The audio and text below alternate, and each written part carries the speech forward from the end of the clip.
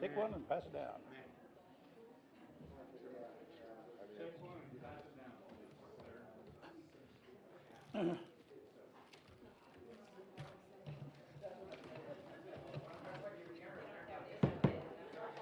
Good evening, everyone. We will call the special city council meeting for the purpose of the 2014 budget hearings to order.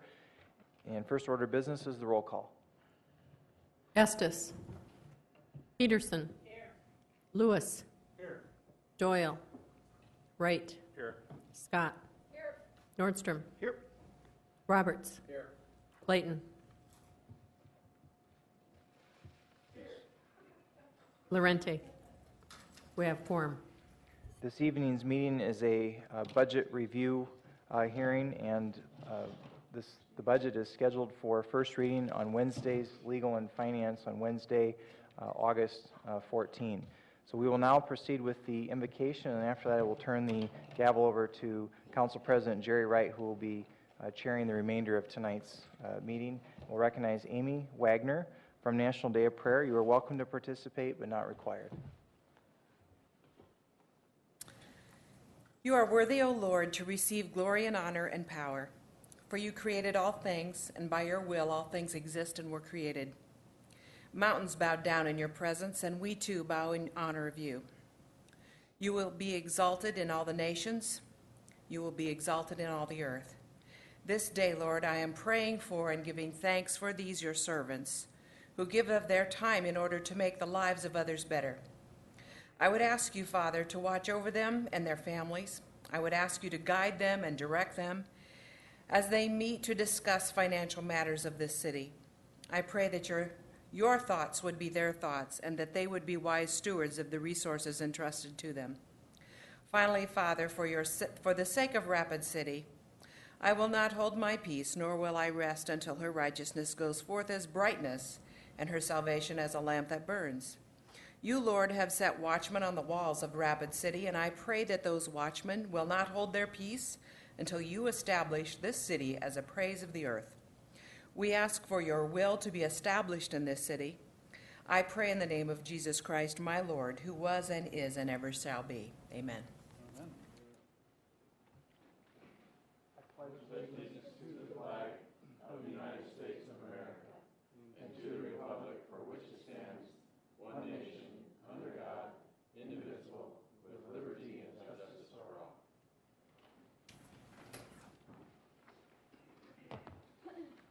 Sir, you can have lunch at your leisure.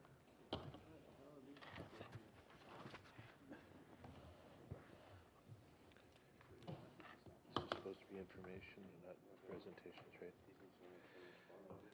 To clarify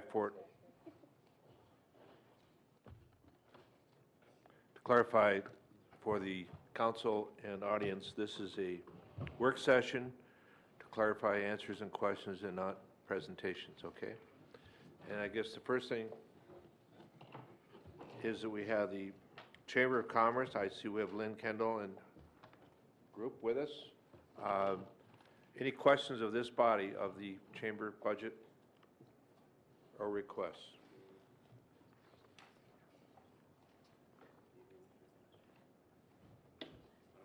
Might be an easy show for you. Polly, what is the brief us on what we do with the chamber, please? I believe their request is $33,000 again, which is the same as 2013. Prior to, I can't remember if it was 2013 or 2012, it went up to $33,000, and before that it had been at $30,000 for many, many years. They typically use the funding for mailings. Relocation packets and inquiries and student packs. There's in your handout, it outlines the costs, the direct, for the services that we provide for that, for the 33. Okay. If there are no questions, I'd say you can sit down and relax. Well, this was an easy one, thanks. John, do you have a question? Okay. Thank you. Thank you. The next item is the CVB with Michelle. Any questions of the CVB? Question from Chad Lewis. Michelle? Thank you, Mr. Chairman, or President, excuse me. That's all right. Michelle, could you please explain the new marketing consultants, perhaps, that you're hiring to I'm sorry, the new what? marketing people? Well, Just give us kind of an overview of the it sounds like it's pretty exciting, so just. yes. We are very excited to introduce to you on September 25th, actually. We will have an event. It's called Forward Rapid City. And our agency will be here at that time. A few of the team members will come. We will be able to introduce them. It will be a luncheon on the 25th again. And they will introduce to us then a new brand, a new theme, media campaigns. We have not done this for many, many years, so we're all looking very much forward to it, and we're very pleased with we've worked with them for a few months now, and everyone on staff, and I think the board members that have met with them are very, very encouraged with what they have shown us so far and the superior quality of the work that they've done in the past. Thank you. I just want to make sure everybody was aware of how some of their money is being spent, and I think it's a pretty exciting development with the CVB, so I appreciate your efforts. Thank you. Thank you. Paula, Blaine, thank you. Thank you. I just want to point out that the CVB actually gets funding from two different sources. The first one is the BBB tax, in which we have an MOU where they get 25% of that. In addition, we have the hotel bid tax, where they get the $2 per night per room for hotels with 50 or more rooms, less an administration fee for us to administer that program. So they actually get two different funding sources. Okay. Any questions, issues? We got Amtrak in town yet? Not yet, but we're still working on it, Jerry. Every day. Bus, not train, bus. Thank you. No other questions? Then thank you. Thank you very much. And I just want to say thank you to my staff and board members from the CVB and the bid board that came with me tonight to show support, even though they didn't have to do much. Thanks to you. Okay, next item is economic development. Ben Snow, and I know his wife had surgery. Did anybody, I know Ben's not here, and I think his assistant's out of town. And the only issue there was we're funding the same, and he was not asking for anything to make up for the issues related to the county funding. So I think we're status quo and we're okay. Any other questions in reference to economic development from anybody on the board or council? If not, Humane Society. Thank you for being here. Sorry about the ban on puppies and kitties, but go ahead. Any questions? I know there's a request to refund take the money back up, or was there questions about the funding that was taken away, correct?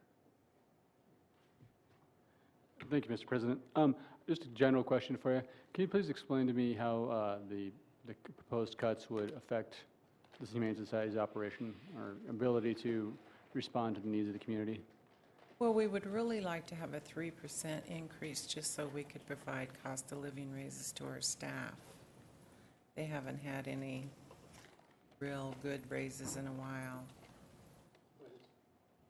But as far as the proposed cut of the overall, I think it's $30,000, $27,000, can you explain to me how that might affect you if... But the if that was to go- $278,000 is about a third of our budget. We have a $1 million budget.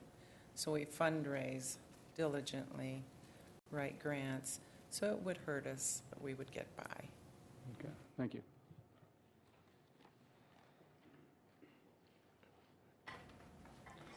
I understand the budget is for $278,000 without the $25,000, or is that with, what is the full amount that's 253? The 270 number is what they're currently getting, and so it would be 10% less than that. I believe it's right around the 250 range. I don't have that number in front of me. Okay. Maybe we can get the mayor to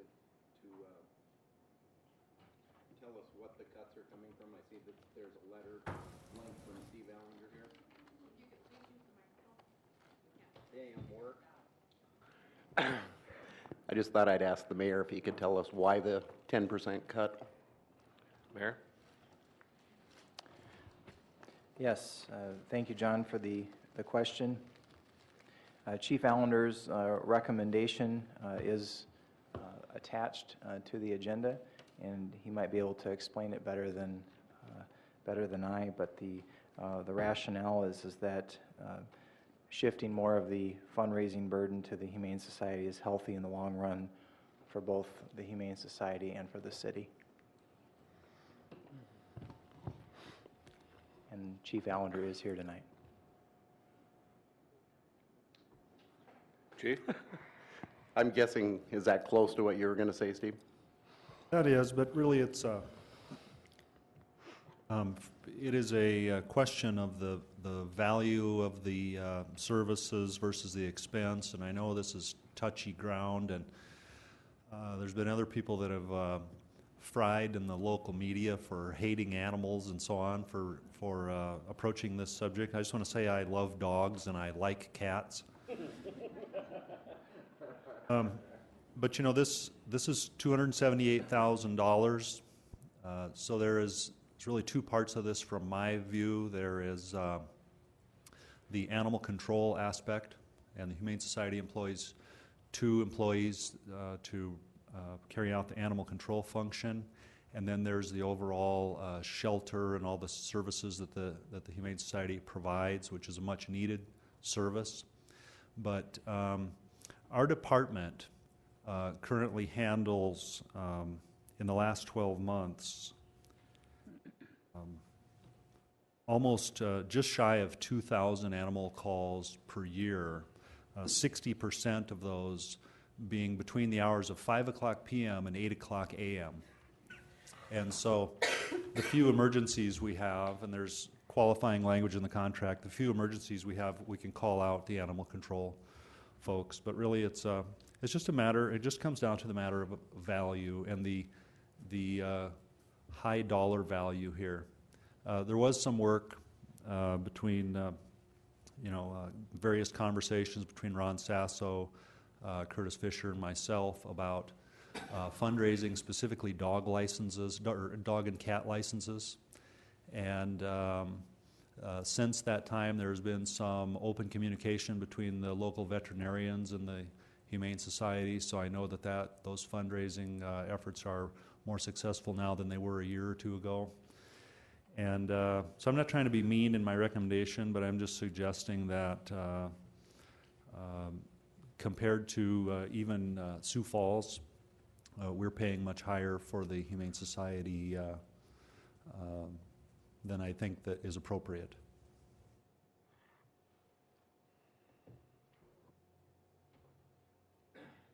Go ahead, Chad. I'm trying to get the mic to work, thank you.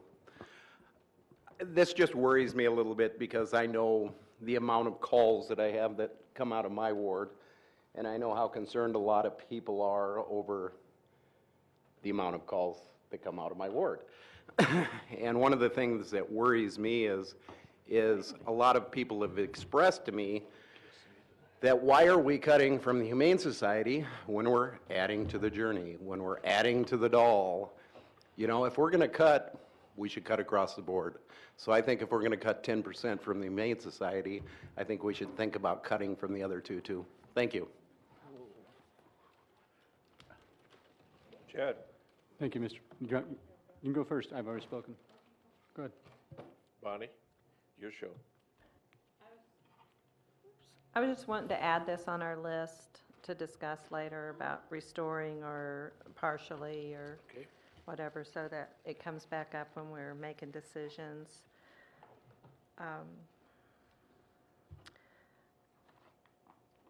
I understand the concerns, but have questions about it. Thank you. Thanks. Chad? I have a question for the Chief of Police, please. Excuse me, Chief. So am I wrong with my assumption that by cutting the Humane Society, we're adding a burden to the police force, which is already kind of overworked and understaffed?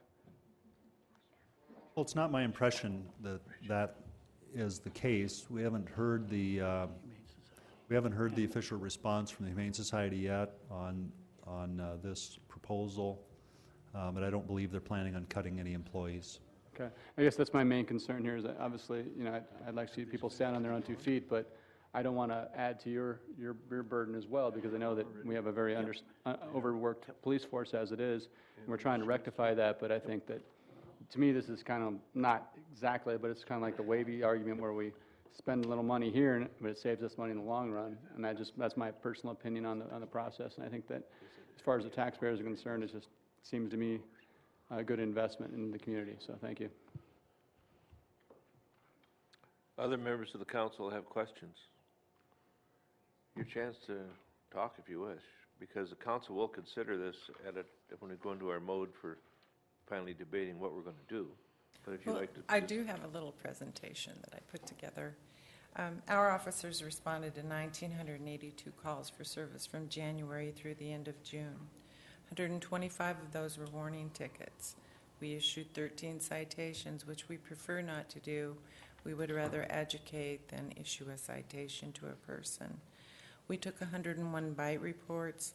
We had 41 emergency calls. We did 1,264 calls for animals at large. We did 177 welfare checks and 153 barking dog calls. From January 1st through the end of July, which is 7 months, we have taken in approximately 1,400 dogs and 1,200 cats.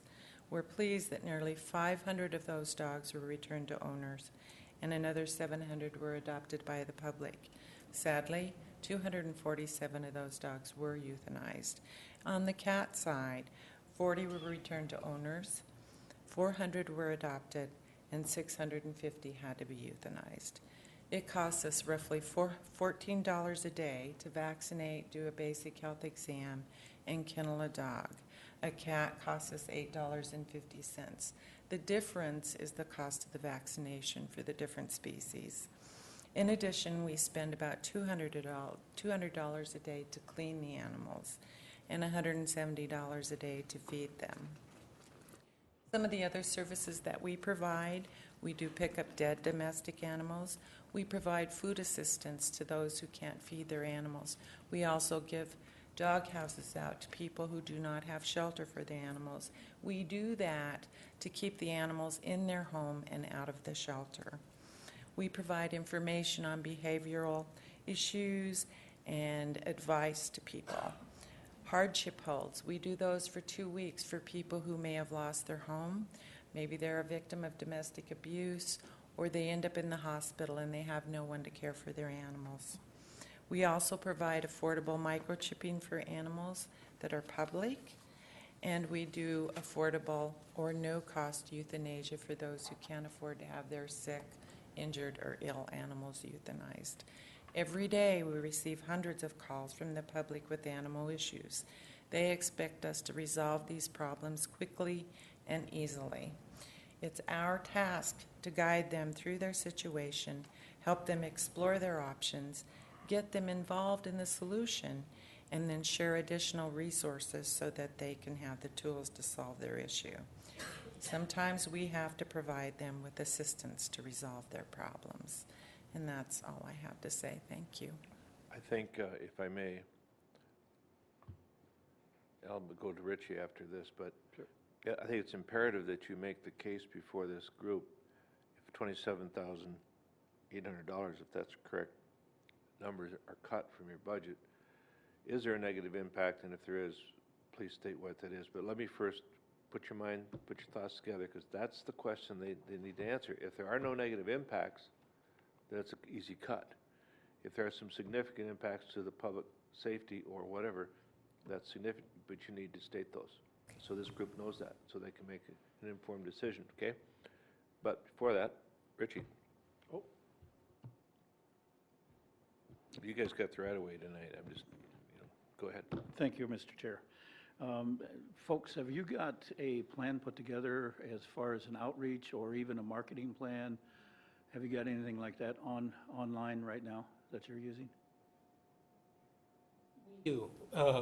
We do have a marketing person that has come on recently within the past, I guess probably since the first of the year, we've had a marketing person come on. We are increasing our fundraising efforts. As the chief had mentioned, we're going out and we're creating rapport with the vets In the past, the Humane Society and the vets, I think there's been some friction there, but we're mending those bridges. They are voluntarily helping us collect license fees, which has helped. We are doing fundraising. Now, I can tell you, we don't know what fundraising is going to be like next year. And I think probably everybody that does fundraising knows that this past success is not indicative of future success. We don't know exactly what might have to be done. I mean, there's only a couple ways to fix a budget, right? I mean, you either increase revenue or you cut expenses. If we can increase revenue through fundraising, city contract, or whatever other means there are, then we'll have to look at our expenses. That could mean services. I mean, right now we are doing things that are probably, I think, in excess of what the contract calls for. I believe the contract calls for us to hold animals 3 days. We know that there are some people that may not even know their animal is missing for 3 days. So we're not going to euthanize on day 4. We're going to hold those animals. There may be some things like that would have to happen just to cut expenses. Right now, I can't tell you that. I can't tell you what would happen just because we don't know what our license fees are going to be, our collections from licensing. We have an idea. I mean, they've been steadily increasing over the past year. We also don't know what our fundraising is going to be like. Right now we're trying to raise some money for a new HVAC system that's going to cost us over probably about $150,000 to redo the HVAC system. So, I mean, we're going to do the best we can to provide the services that we need to provide. But when push comes to shove, yeah, we may have to cut some services. Maybe it's something like picking up the dead domestic animal carcasses. Maybe it's something like not holding the animals as long. And I would say that there'd be nothing that would be off the table. We'd have to look at everything. But really, when it comes right down to it, it's either increase revenue or decrease expenses. A follow-up, if I may? Sure. Sir, if you would, I'm going to be supporting the idea that we continue this discussion, but in the meantime, would you get us that information on how you do your outreach or how you do your fundraising? I'd like to review your plan. Sure. Thank you. Bill. Thank you, Mr. Chair. Just to make sure that I've got the numbers right, we're hearing roughly a $250,000 budget from the city, but $1 million operating budget. So are you folks telling me that you actually raise $750,000 a year to sustain yourselves? Sure. Yes, that is the case. Our budget is just shy of $1 million. We're getting roughly 30% from the city contract. So there's adoption fees, there's license fees. We do have donations. The public has been very good to us in various things like Stuff the Truck that you might have seen at Walmart, where they'll buy food and donate food to us. All those things are helpful, and all those things go into that $1 million budget. Not everything we receive is in cash. Some of the things are in goods and services, or products, I should say, not necessarily services. It's just got my wheels turning in terms of some other entities in the city. $750,000, whether it's cash or donations in kind, is huge, and I commend you for those efforts.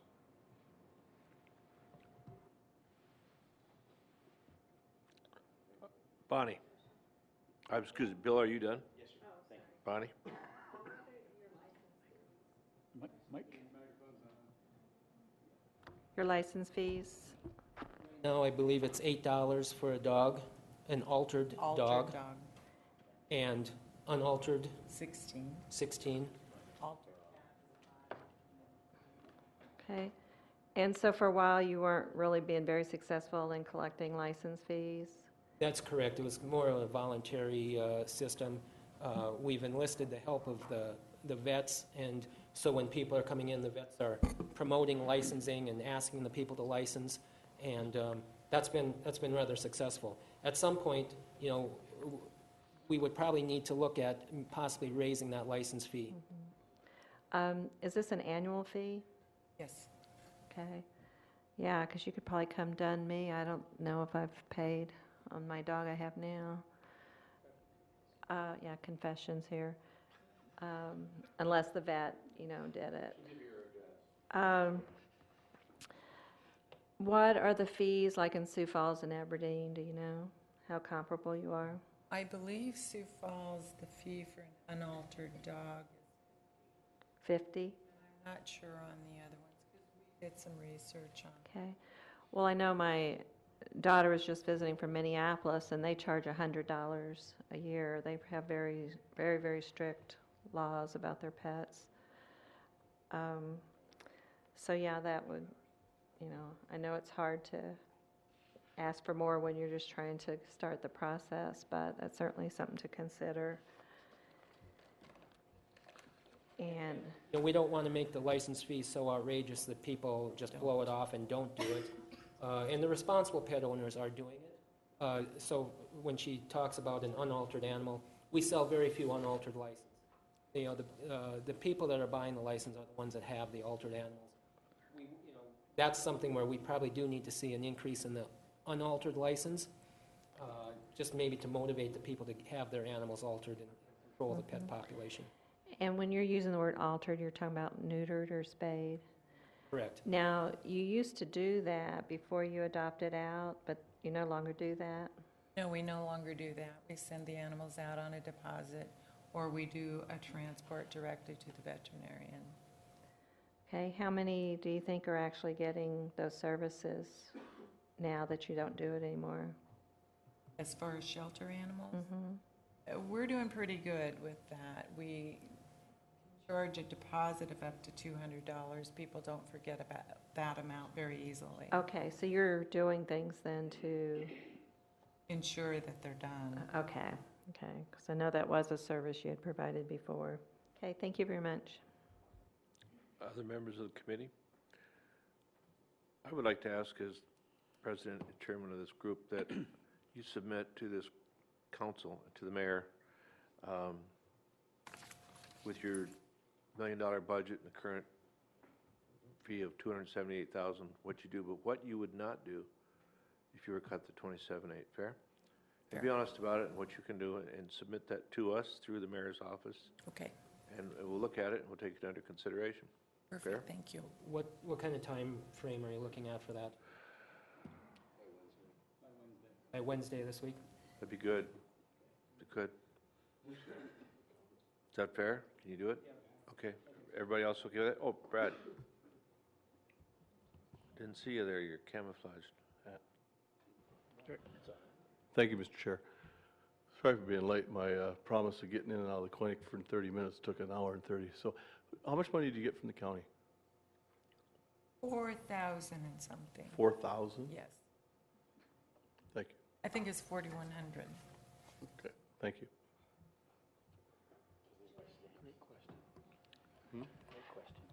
Yes. I'm going to ask that we actually get the information that you're requesting, so that way we compile everything together and send To that out finance? to the council. Okay, that'd be fine. Get it to Pauline's office, please. Yes. Thank you. If they've got other supporting documents, I'd be interested in reviewing that. I know I only asked for outreach and your fundraising program. And if you've got any other supporting documents, some places I've looked at have got a business plan, but I don't know if you've got something like that. But any other supporting documents that tell us how your operation works, I'd appreciate it. Does everybody want that, or just Richie? Probably just me. Okay, if you'd get Richie's email address or whatever and provide that to him. But for us, I'd like to see that summary. Brad?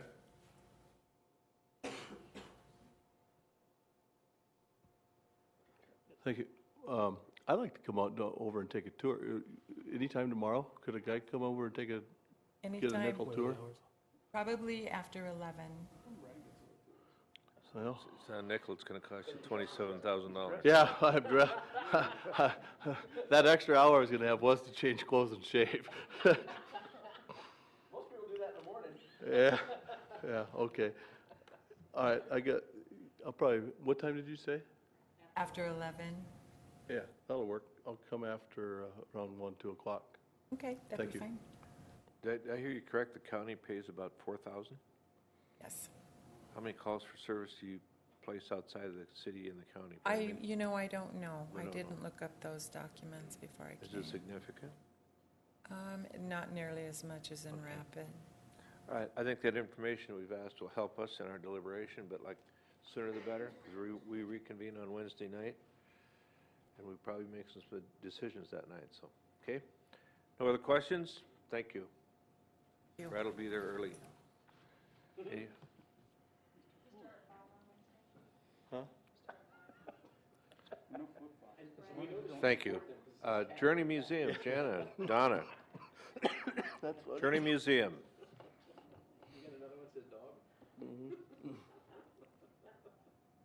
That's good. Welcome. Would you review the request from, we pay them in a subsidy through our MOU for utilities and so forth. That amount this year is the same as it has been? We actually Plus? increased their budget the 2%.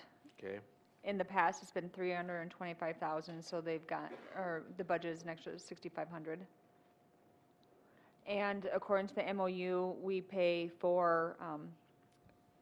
straight out the utilities and liability insurance. okay.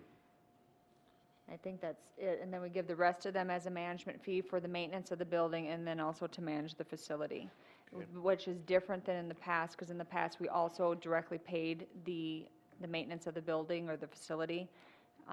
And so this is something new that we're trying, and I think it's working out pretty good.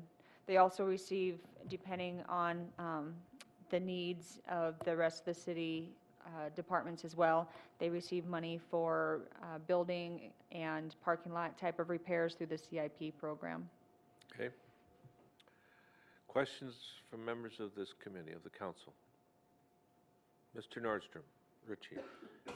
Mr. Chair, there was a comment made earlier here tonight, and it was about cutting everybody, and I don't know if there's any rationale behind that cutting across the board system, but I know that if the Journey Museum experiences a cut, something similar to what the Animal or Humane Society is looking at, this will put a lot of our good programs in jeopardy. So when comments are made like that, just like random, and there's no thought behind it, that's a concern. So I think we need to take a little more serious look at issues that keep coming forward to us like that. So.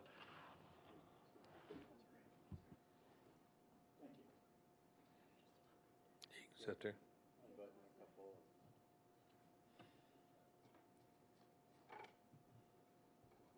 Okay, thank you, Richie. Other comments, questions? Bonnie? Well, let's see. Okay, thank you. I had mentioned, I think last week, that the Journey is in need of some extra funding. Perhaps we'll take it out of the 2013. They have some immediate issues, and I believe they're going to be reporting back to us sometime in September, toward the end of September, about what those are. And I just wanted to remind you of this since I started the conversation last week. Yes. Thank you. And those had to do with some camera and video and HVAC? Technology and... Technology. Term we're using is an upgrade of the technology infrastructure, so it would include everything from the flat screens and the delivery system of data out in the collection, as well as some need for upgraded security and protection of management data and so on. 17 years, we're kind of on 0.101. This is somewhat related to the three-dimensional projection that from the planetary system. Same software, only, No, the software is not the same. but it's the same. You want to get into that era? Well, the idea is that after 17 years, you all know that technology has changed a great deal. So it's time for us to look for our infrastructure. We're kind of operating on borrowed time right now. We'll have more detail.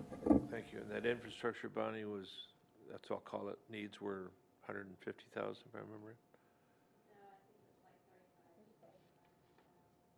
That's all? Oh, okay. Richie?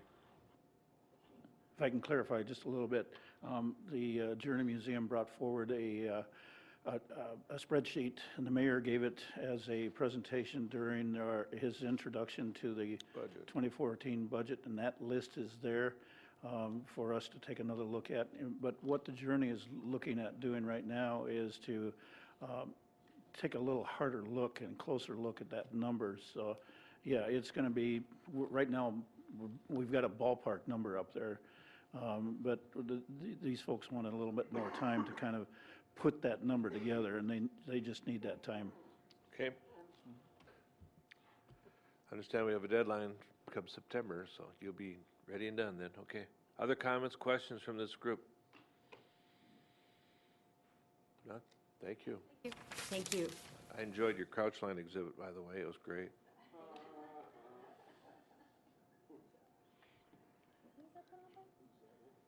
That was a good one, put on by the Journey. We now have a presentation from the Dahl Pepper. Excuse me, not presentation, question answers. I was stand corrected. Thank you. Stand by for questions. Standing by. Members, welcome, Steve. Any members of the council have questions of the Dahl group? They also were included in a 2% increase on their overall budget. Okay. Thank you. I'd just like to say I was on the Dahl Council until the political skullduggery that just took place over here. Ms. Peterson took, but I appreciate the efforts you folks have, and I really did enjoy the time on the Arts Council. I think this is a very important program, and continued support of the council would be appreciated. Thank you. Thank you, Chad. And we're happy to have Bonnie, but we were happy to have you as well. Since this is a non-presentation, do you have any specific points or questions you'd like to direct at the council? I might throw that out. If not. Pauline, could you tell us when our last increase was?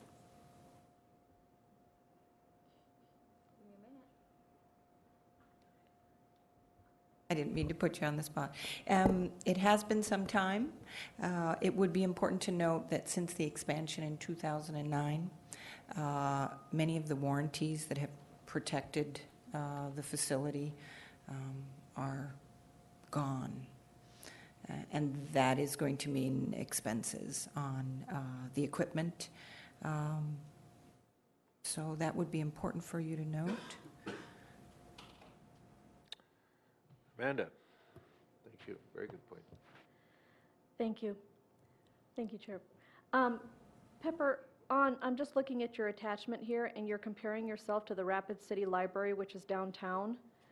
In what way are you making your comparison, or what point are you trying to drive home? Because a library, in my mind, a library is not like the Dahl Arts. So can you please explain the comparison?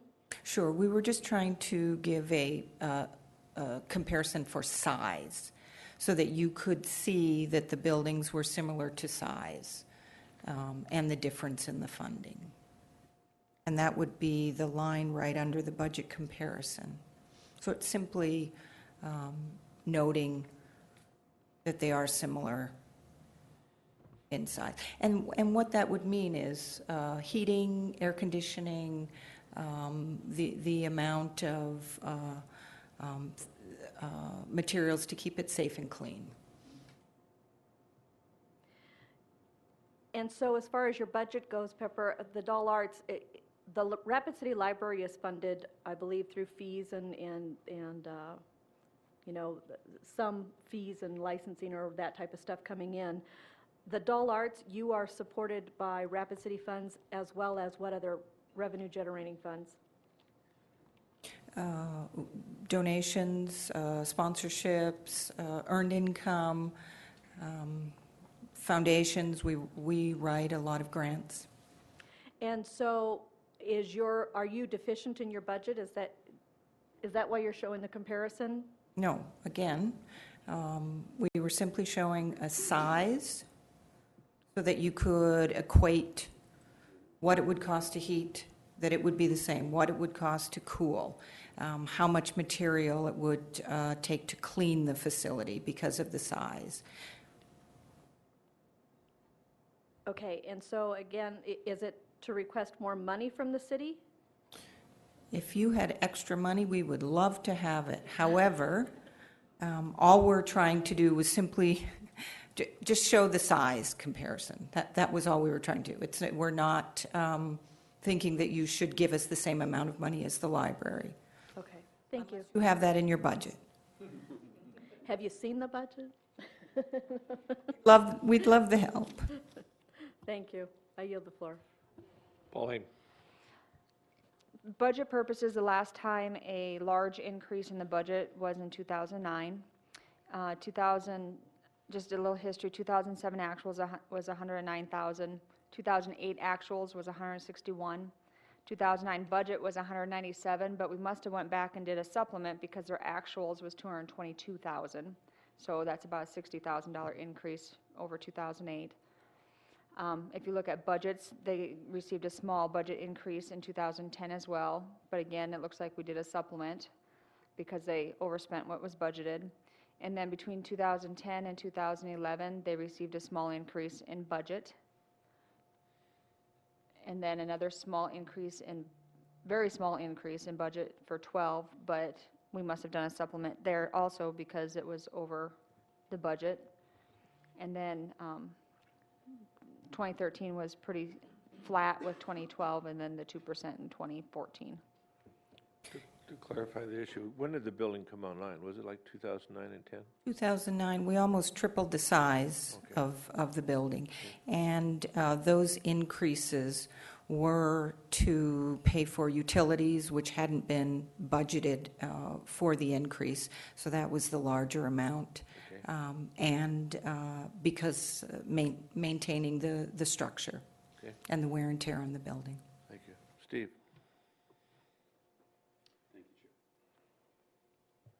Thank you, Chair. I don't know who to best ask the question, but Pepper, thank you for being here tonight. Pauline, I don't know if it would be more for you, but what I'd like to see, and I think this was mentioned at the last budget meetings, is some of the revenue side. We see a lot of the costs and expenses, but do we have our hands on revenue side for these? We do not get to see the revenue side for the doll as far as like the whole Rapid City Arts Council. We don't see their total budget, their total expenditures.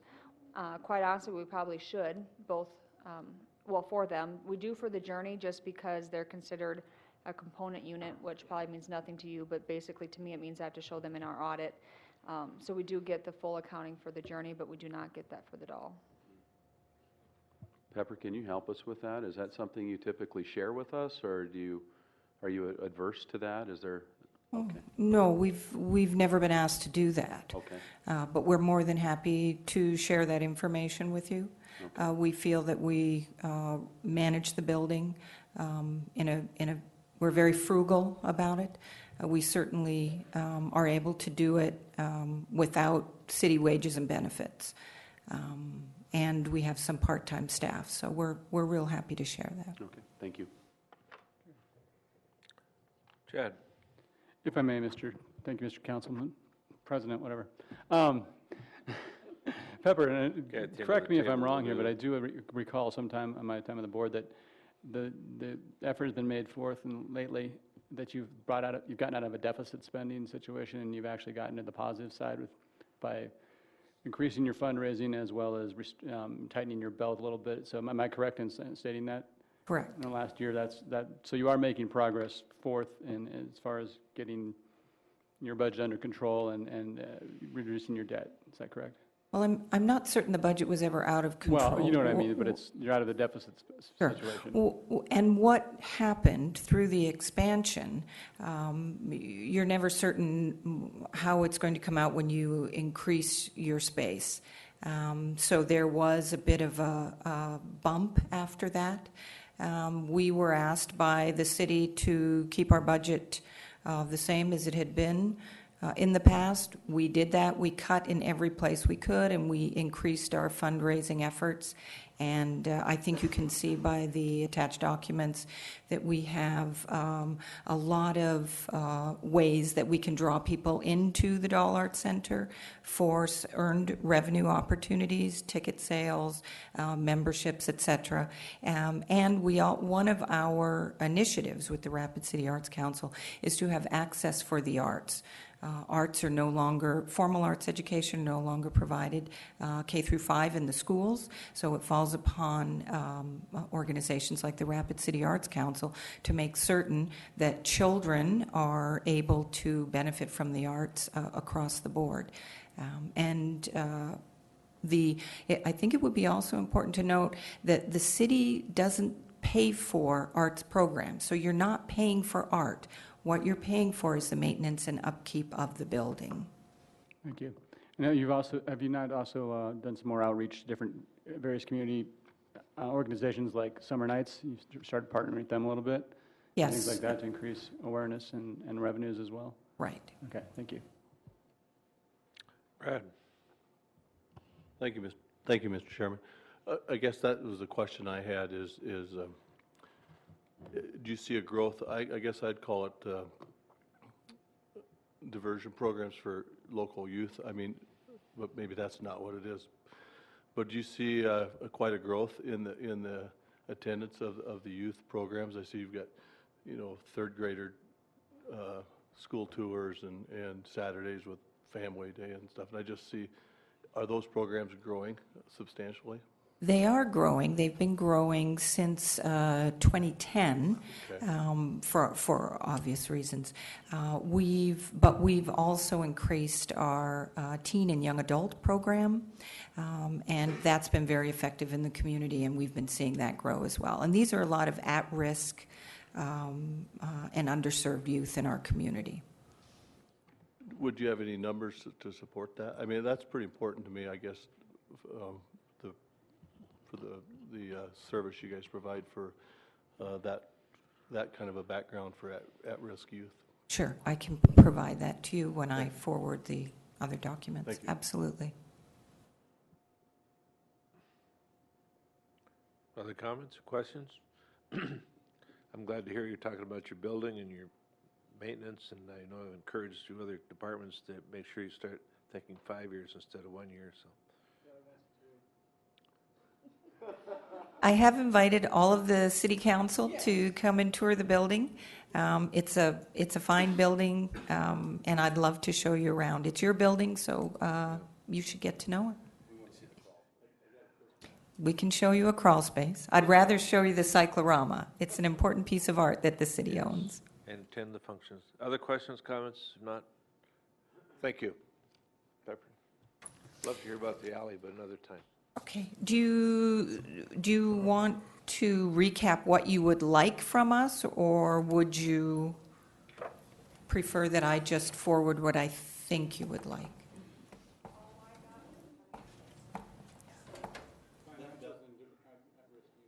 Okay. And to Pauline, thank you. Dustin, you're next. Dustin Willett, Emergency Operations. This change has occurred since the last budget process, has it not? Where you came in, the LEPC, I mean, your operation, Chief Multivariant, where Dustin's now the Emergency Operations Manager, is a new function, new concept since last year, right? No, I was here before. I was here for it before you in this exact same venue last year. Last year's budget? Yep. Okay. I wasn't sure that we had discussed this. That was like 2 years ago, Jerry. We changed the formatting of emergency management a little bit. When we had a change in the director's position, Yes. we took an opportunity to... And that occurred in the last year, though, right? Or am I way off? Year and a half ago, it would have been 2 budget Okay. cycles ago. All So. right. So everybody understands how it works. Okay, thank you. Any questions? Emergency Operations. Steve? Pauline? I was just going to tell you, next year you'll see a different format with them as well. We've already been in discussions to add emergency management as a line item within the fire department budget instead of as a separate cost center all by itself. And that's been handled by the committee, and the committee's okay with that? Yes, Emergency Management Board, I've spoke to Chief Allender and Sheriff Tome, who and myself are kind of the management group that oversees emergency management and Dustin reports to. And the idea with that is when we put him in with the different community groups, it lends itself that he has to stand up here and give somewhat of a pitch as to his validity of the community and all that. And by state statute, there's requirements set forth that we have to provide this service. So really we really don't have a choice. We have to fund emergency management. And just the makeup of that is the funding is 2/3 of it comes from the county and 1/3 from the city. Okay. So just so you know, that's our hands are tied a little bit in that we're in this partnership with the county, and again, we're mandated by the state to provide this service. So, and it is such a like mission and focus of what we do with public safety, and certainly the fire department. That is why Dustin Willett is actually a fire department employee who's detailed as the city and county's emergency manager. I guess that's part I wanted to make sure everybody kind of understood the way you're operating, but Amanda? Thank you, Chair. Just to clarify, Pauline, when you said that it's going to appear next year, you mean the 2015 budget, not the 2014 budget? Thank you. Mr. Richie Nordstrom. Thank you, Mr. Chair. Gentlemen, can you describe a little bit about the county's input into your program? Absolutely. Again, the organization finds its impetus in state statute that requires, basically at a county level, that everybody has an emergency management organization. The city and county entered into a joint powers agreement. You probably saw that come across your desk once or twice here within the last couple of years as we renewed and revamped that joint powers agreement. But through that joint powers agreement, what it comes down to funding-wise is about 50%, not about, there's no about to it, 50% of the funding for my office is provided through the EMPG, or Emergency Management Performance Grant, and that's a federally funded program through FEMA that's administered through the state. So 50% of my budget comes from FEMA, from federal taxes. The remaining 50% of that budget is shared equally. The city and the county are vested equally in that. So 25% of my operating budget comes from the city coffers, and 25% of that comes from the county coffers. So it's a true joint venture. Again, as the component or the makeup of the Emergency Management Users Board is again equally city-county vested. It is truly a city-county partnership, and it's somewhat difficult at times to interface as well as I should with the city, because I'm currently housed over in the courthouse, but that's we're making better and better inroads to that daily. So it's a good partnership. Again, I work with both Chief Allender and Sheriff Tome, Chief Multiver, very, very closely. So it's working. It's doing good. We're doing things we haven't done ever in emergency management. So. Go ahead, Rich. Just to follow up, gentlemen, you're doing, what's it called, resource collections, resource investigations. So if an emergency happens, you have a network that you're going through. I just heard an excellent program of this morning about on public radio. It had to do with use of libraries in an emergency recovery phase. So just something to think about. Yeah, you know, the city and county, but especially Rapid City, are truly blessed with amazing first responders. And so emergency management tends to hover in the background. Emergency management, basically the functions of emergency management are brought to bear when the normal resources that a community has are overwhelmed. So a lot of mutual aid agreements, a lot of public-private partnerships, VOAD, or volunteer organizations active with disaster, so the Mennonites and Lutheran Social Services, Catholic Social Services, Red Cross, Salvation Army are all organizations that my office works with very closely. It's what happens when the community is overwhelmed by a large-scale disaster. And then the other thing with emergency management is they're the ones that are still on the ground. Yeah, if you look at the 2011 spring flooding that affected the central and the eastern side of the states, some of those offices are still hosting FEMA representatives trying to close out that public assistance and individual assistance process. So after a disaster, when you're trying to rebuild and recover, emergency management offices, the go-between between the FEMA assets and the local community. Bonnie. I think it would be very, very beneficial for you to do a mock drill or whatever with the mayor and the city council, especially the leadership, because that was concerning to me when I was president, was, you know, because the time to know what to do is when there is no problem. Correct. So that, you know, especially if we would be hit like where here, like where it wouldn't be a safe place to be, or at the courthouse, or... Yep. Continuity of government, continuity of operations is huge. Mayor Quaker has not in a bad way, but Mayor Quaker has been on my case for quite a while to make sure that we get the proper training. And so before we exercise, part of exercise validates training, which is based on a plan. So we have a good plan in place, and we're getting it better every day. But out of that plan comes some very targeted, specific National Incident Management System training that elected officials and department heads need to have, and then you exercise based on that to again, add validity to that training and that plan. And we've got those pieces in place. Mayor Quaker, like I said, has been encouraging me since I took this position to make sure that I get to elected officials and department heads and provide that basic level of training. And exercising is absolutely something we need to do with that. Right. I mean, I'm not saying it has to be a real big deal, but, especially if the mayor was out of town or was injured in the incident or something, so that the council and the leadership kind of has a clear line of duty and authorities. Absolutely. That we really need to work on that.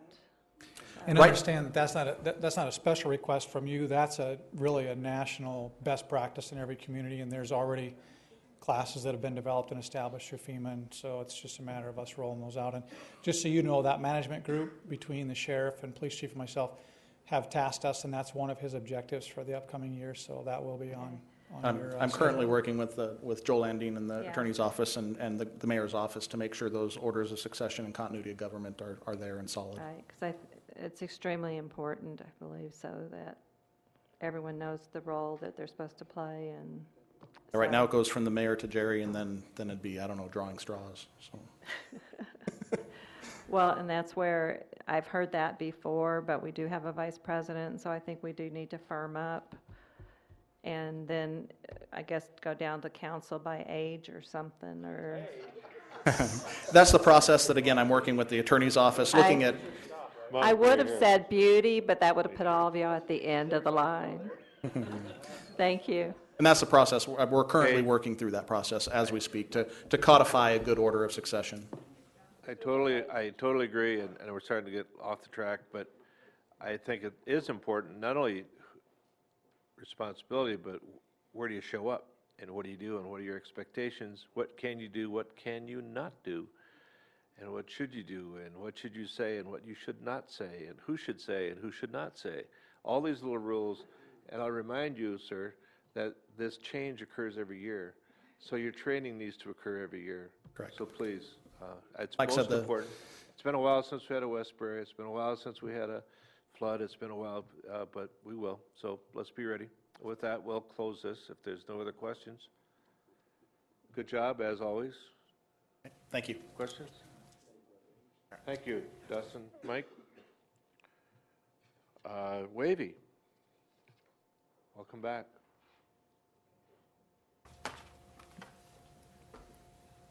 Questions? Steve? Mr. Laurenti? Thank you, Chair. I had a question just on the funding you had a pie chart on your funding sources.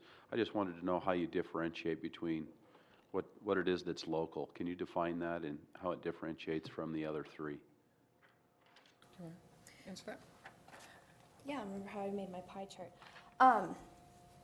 The local funding would include various, we have, for example, funding from the Community Development Block Grant and some of the other ones. I guess it's in some ways a little easier to describe what local's not. County and city funding would be obviously the funding from the City of Rapid City. City funding includes the fees that we get from marriage and divorce filings. And then government funding would be things that are passed down through the federal government. So we call them our alphabet grants. They're VOCA, the Victims of Crime Act, DASA, FIPSA, Family Violence Prevention ones.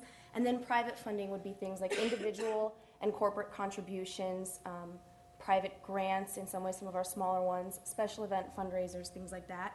A lot of that other ones in local would be things like the John T. Vukurovich Foundation and United Way. Thank you. Chad? Thank you again, Mr. President. And I guess I just want to, once again, thank you folks for your efforts and explain make sure the taxpayers understand, and this is not my words, it's the chief's, but the money we spend with Wavy saves us a ton of money as a community. If we were to have to provide those services, I know it would cost us a lot more money. So I'm very supportive of your program, and I'm sure the council will continue to support you, so thank you. Bonnie. Thank you, Mr. President. Mary, has anything changed since last week when I asked you about your shortfall from other monies being dried? I think you had said it was just $400 less from the state. No changes since last week of shortfalls, no. Thank goodness. Okay, just wanted to make sure. Thank you. Other questions? If not, thank you. Thank you, and we appreciate your support and the mayor's support in formalizing our partnership with the MOU, and just very grateful for what you guys are doing for us too. Keep up the good work. Thanks. Lifeways, Dee and Paula.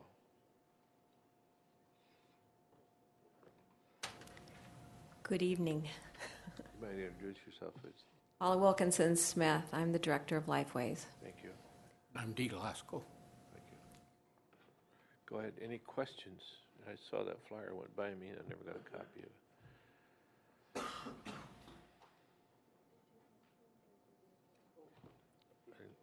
me just look at it. Any questions from the council to Paula or Dee?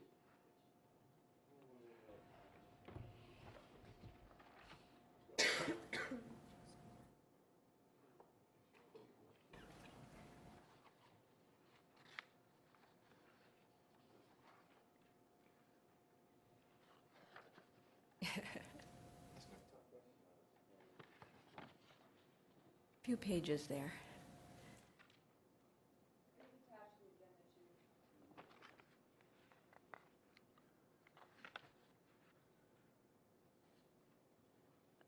Any questions? Bonnie? Thank you for all the work that you do. Have you had any shortfalls from other budgets or state funds or anything like that for this coming year? We've been very fortunate last 5 years to have a stable funding source with the division. Okay, great. May change next year. Okay, thank you. Okay. Yes, Brad. Hand this back to Bill. Thank you, Mr. Chair. Could you quick run down some of your other funding sources for me? And do you have are you willing to share the expense side of your budget? Absolutely. Yeah, the revenue, excuse me, the revenue side. The revenue. Well, I'd be glad to share both, quite frankly, but we get $50,000 from the city, we get $50,000 from the school. We get some support from a local foundation here.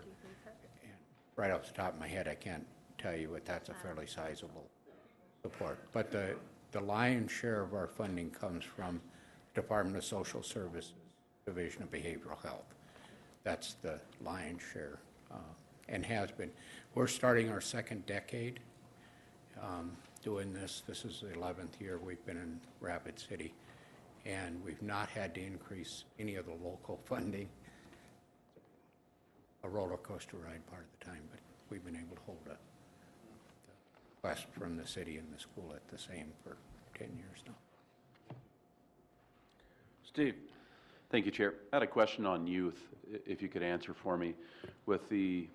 It's not something brand new, but for the last few years with the synthetic drugs and those types of things, have we seen significant increase in those areas in our local city? Go ahead. Well, initially we did. A year ago, January, we had forum. The mayor came and supported it, and we were not ahead of it, but running alongside of a serious problem in our community. We were having kids buy it locally at local stores, and it was a serious problem because there was nothing illegal about it. This community stepped forward. Lifeways had forums. We addressed it. There was some new laws that came out of Pierre. It really fell together pretty well. That said, it hasn't gone away. It's just not as easy to obtain. And yet, at least my understanding in the schools, it's not to the degree it was 2 years ago in January. Thank you. Thank you for your work. Brad? I'm sorry. Thank you. Paula, where's your office? Where do you office out of? We have an office on the corner of 9th and South Street, 1010 9th Street, right behind the pizza place off 8th Street. I would like to stop by, thanks, but I'll make sure Chad's not along. You are always welcome to stop by, as well as we could set up a visit with our staff that are in the schools. Love to take you into Central, talk to our advisors in there, or Stevens, or the new Rapid City High School. I mean, I would enjoy that. Bill? I too applaud your work, and I'll admit, I don't know anything about who you are or what you do. So maybe I can tag along. We'll go over on bicycles. But could you talk just a little bit, as I glean through this, there's a lot that talks about after the fact, more reactionary type services. Could you just give a very brief explanation about what you do in a preventive nature for our youth? Because, you know, we all know. I'm going to tell you what I think. You know, in high school, we have followers and we have leaders, and the followers all tend to follow the people who want to take them in the wrong direction. And needless to say, when we have a problem such as the synthetic drugs, which you just mentioned, and there begins a parade in that direction, it's almost like the Pied Piper. So it's a tough job that you do. So if you could just give a brief synopsis of the preventive type work that you do. Well, our primary goal is prevention. And we're in the middle schools. We hope to do some work with the 4th and 5th graders as they transition into the middle school and really do universal prevention. We have an evidence-based curriculum called Project Success that's been studied to create change. It's noted in that evaluation report. We do that with all 7th and 9th graders because that's what the study's on. However, we go in and we go to into classrooms, into health classes, and we give information. And what we've found is that's what kids want. They just want the facts. And they're pretty smart, and they will make healthy choices if given the opportunity and the knowledge and the support. So then that goes to the other piece. We support the kids that are on that line that are maybe going down the wrong road and try to get them back on the healthy road. So we do probably 50-50, 50% universal, but we also are there to help the kids that need the help. So it becomes part of the curriculum then? Yeah. Okay. And then not only substance abuse, but then are we talking about sexual experimentation and those kind of things too? No, not at all? We'll talk about risky behaviors that go along, like if you're drinking and using, you're more likely to do other things that aren't healthy for you. But there's certain guidelines that we follow, that the school guidelines as far as talking about sexual behavior. They bring other people more specific if they choose to bring that in. But all of the risky behavior that's focused on alcohol, drugs, violence, those kinds of things, setting goals rather than not coming to school, things like that. Okay. All right, I'd love to get with you, and I think what would really be beneficial, and I guess I'm talking to Brad too, because both of us have expressed an interest, is not only visit with you and staff, but it would be interesting, I think, to see it in motion in the school and watch that interaction with the youth. Right. Well, anytime we can set something up when we have presentations pretty much every day in the schools that they could go and you guys could go in and observe. Great. Thank you. They might keep me there until I graduate, though. Thank you very much. You're welcome. Richie? Thank you, folks. Thank you, Mr. Chair. Am I pronouncing this right? Path 3? Yes. This would probably be something for these two to be really acquainted with as well. It sounds like what Bill is asking about as well would be something that be worthwhile exploring for them and get an orientation on it. So add that to the to-do list. Okay. Other questions, comments? Pardon? Brad, do you have something? Chad goes, you could have used just when you were growing up. Little does he know that Mr. Glasgow was the deputy sheriff in Wall when I was growing up. He knows good and well I could have used this. That's true, right?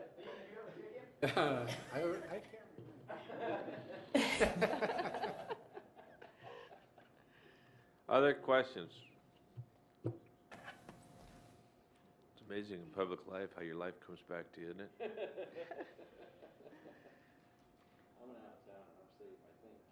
No comment, thank you. Our next guests are the Allied Arts with Patrick O'Leary, Casey Gerlach, Karen Gunderson, and Chris Gengel, or who else? Karen, welcome. Good evening. Thank you very much for allowing us to be part of your process. I'm Karen Gunderson Olson, and I'll let Casey introduce. And I'm Casey Gerlach. Okay. Questions of the Allied Arts from this group? Casey is a board member of Allied Arts Fund and our treasurer, and I am the development officer, so I am not on the board. Remind us, Allied Arts comprises of what? Ranger band, city band, what was an Allied band? What is an Allied Arts? It's actually a variety of arts organizations. We have the 4 that are in ordinance that, I think it's 4 in ordinance, 5 that in ordinance that they fund. And they also fund some to the Arts Council, and I guess they would probably know better off the top of their heads than I would, because I just always see a list on an annual basis, so. I don't have my computer on, but that's all right, that's all right. I'll look on here. Jerry, if you Yes. want, they can probably answer that. Right. Our spreadsheet probably shows that pretty well as to who it is we fund.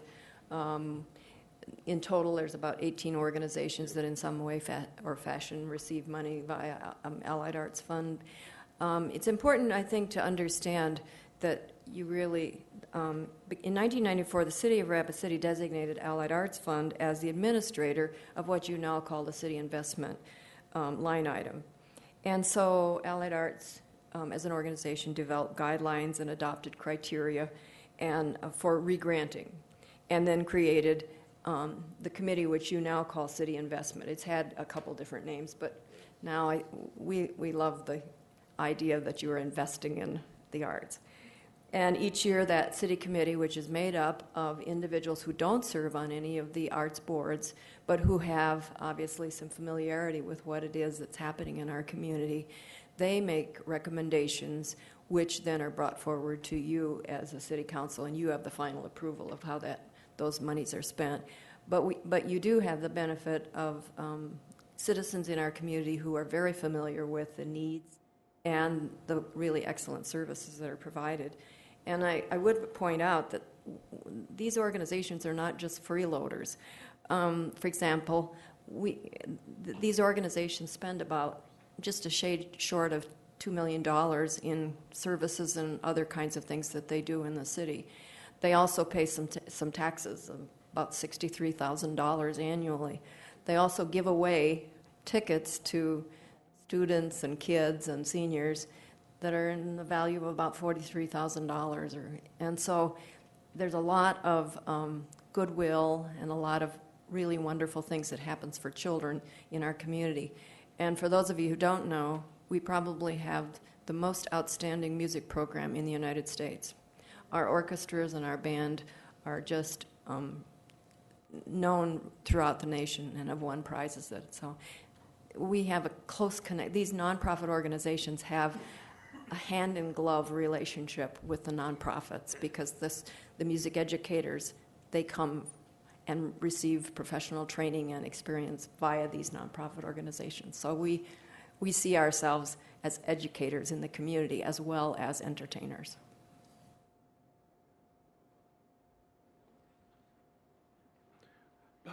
Bonnie, go ahead. Thank you. I believe last year we had talked about the marching band. It was to do some fundraising. Has there been any progress in that endeavor? A little, Bonnie, but not a lot. And then, we describe them as our ambassador to the other Hills communities. There are a number of these communities that wouldn't have a parade if Rapid City wasn't funding the parade. So we're the big guy, and I think there is a level of goodwill that we owe our neighbors because we are the big guy. Okay. Well, I noticed, I think their portion is down a little bit from 10,000. Does that mean that they're doing one less performance, or they're still doing the same performance but have found other resources? I'd need to ask that question specifically, Bonnie. I don't have an answer to that, but I'd be happy to get that answer for you. Okay, thank you.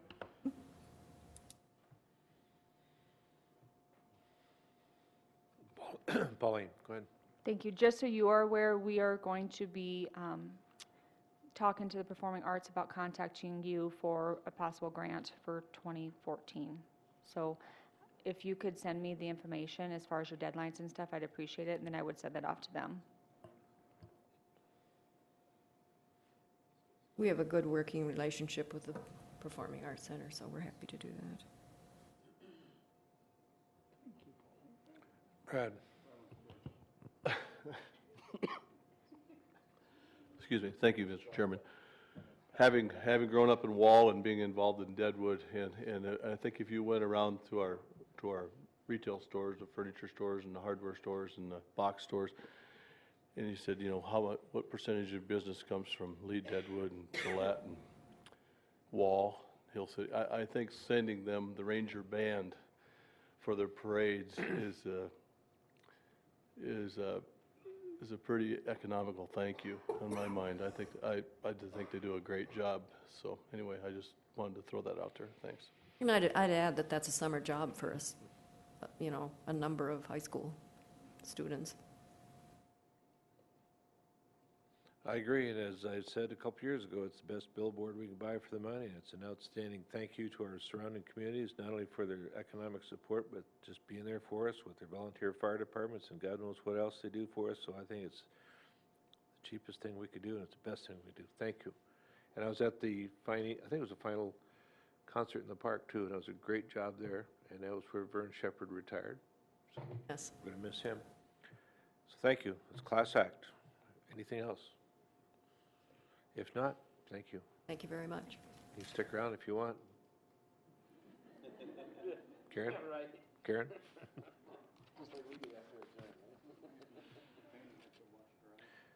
Pat, Ellsworth, Air Force Base. Well, there's a little commotion. It's your time to escape, everybody. So, good evening. Good evening. Thank you, Mr. President. Pat is actually traveling. Oh, okay. So I am in his stead with Pat Burchell. I'm Chris Lean with the Ellsworth Task Force, and I have Pat Burchell with me, who is a member of the task force, a past chair, and also the chairman of the South Dakota Ellsworth Development Authority. Outstanding. So thank you for having us, and we stand ready for questions.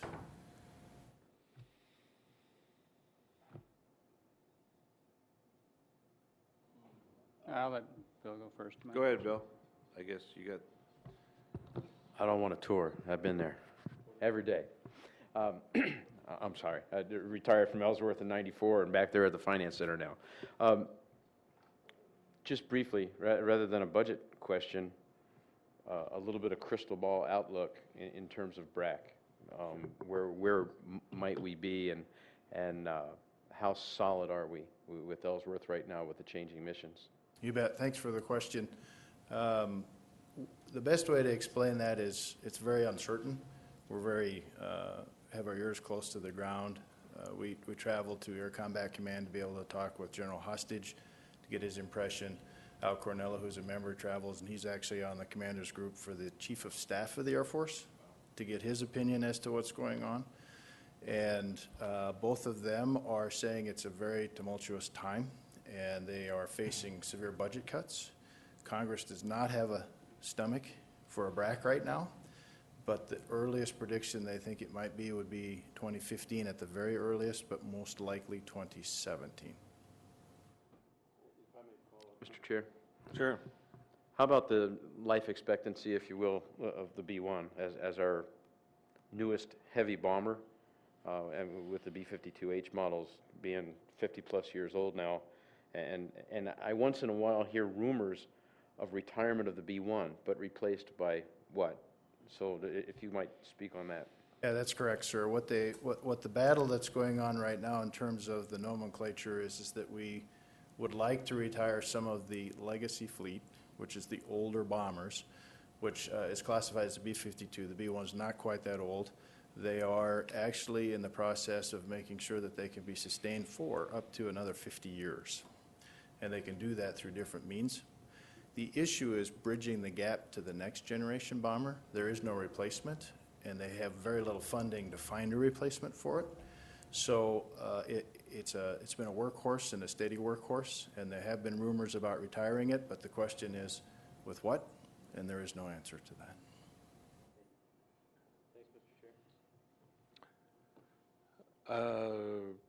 Chad was up, didn't you? No. Okay, Richie?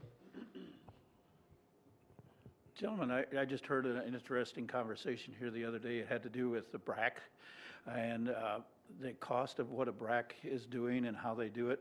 And the bottom line of the discussion is that it's starting to sound like the BRAC is starting to be more expensive than the base closing itself to save the funding on it. So that conversation has started. So food for thought. And if you can follow up on it, have at it. I'd be very interested in see if that BRAC thing goes away. Well, it's an interesting comment, and I appreciate the question as well. General Hostage had a conversation with his commanders group, and I was honored to be able to be there when he had this conversation. And he was mentioning that he would like to see it take a different direction, which may or may not get legs, and that would be what we should do is be looking at what the Air Force can do and the Department of Defense can do to acclimate in areas that can sustain a closure, as opposed to areas like ours who can't. Now, we only have one House member, we only have 2 senators, and we're battling with people in Texas where they have an outnumbered be able to do that. But you are right, they are looking at different ways of doing it based on the argument that it is more expensive to have a BRAC than not have a BRAC. And that is actually how we were victorious in 2005 by convincing the BRAC committee that it would be more expensive to close Ellsworth than to keep it open.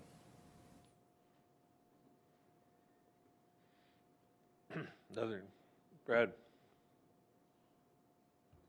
Thanks. Could you share with me your other funding sources?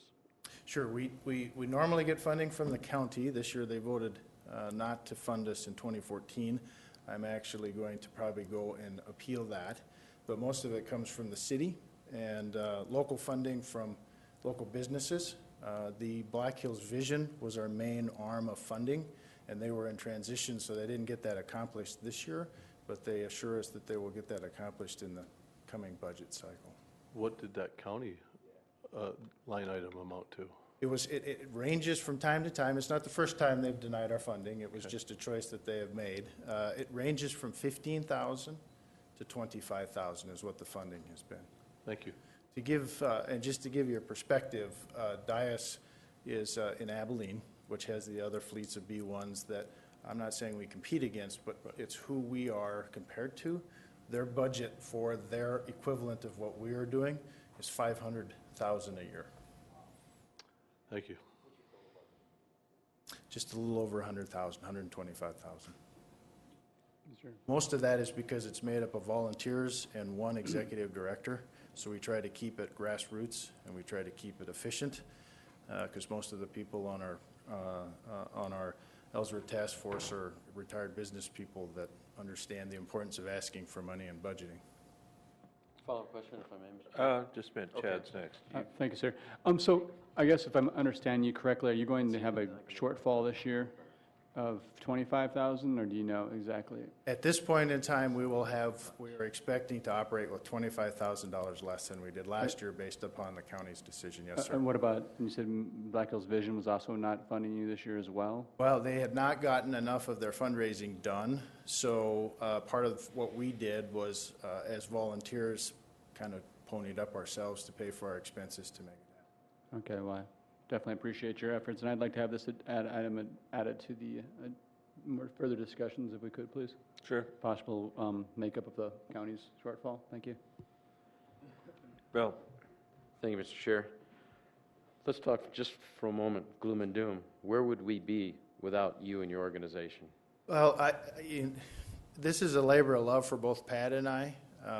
And it was, it's been 20 years of, to be honest, we'd love to not have to be here, because then that means everything is working fine and you don't have to be sustaining Ellsworth as part of our community and our nation's defense and fighting this battle every year. But to answer your question, where would we be? I think we would have lost a contribution of $1 million a day of economic impact by not caring. And it is so impactful to the Department of Defense and to Air Combat Command and to the Secretary of Defense, talking to, as Al Cornella visits with the Chief of Staff of the Air Force, to have them say, your community really cares. So that's why I want to say thank you for the efforts, because we do have it on different fronts, but they do notice communities that don't care. And I think for any of us who were there at the 2005 BRAC hearing, that was, and I don't mean this in a derogatory way at all, but that was the most eye-opening dog and pony show I ever saw. It was amazing. And I think it's because we came together as a community, really did, and protected our interest in Ellsworth Air Force Base that helped to keep it here. So this is a very important committee, as we live in a time of downsizing our military, and they've looked at us once, and right now, I came here in the days of the missile wing and the tankers and the 99th and the helicopters to support the missile wing. There's a lot of stuff that just isn't there anymore. Let me ask you this, maybe an unfair question. When I got here in '87, Ellsworth Air Force Base was the 5th largest community in the state. Where is it now in terms of population? It's not quite that large. It's right around, count who was there, both military and civilian, contractors and support, 5,000 individuals. Down from about 12, am I right? 12 and a half, I think, was the height. So it's those dwindling numbers and dwindling missions that make us, I think, more heavily considered for the chopping block. So I think that it goes without saying that we need you and appreciate you very much. Thank you. Amanda. Thank you, Chair. Chris, if you wouldn't mind, the public may not be as familiar with it since it was back in 2005, but what does BRAC stand for? Well, thank you for the question. It stands for Base Reallocation and Closure. Thank you. And due to the base realignment and closure, the fight that was fought back in 2005 was that it would be more expensive to close Ellsworth rather than realign it.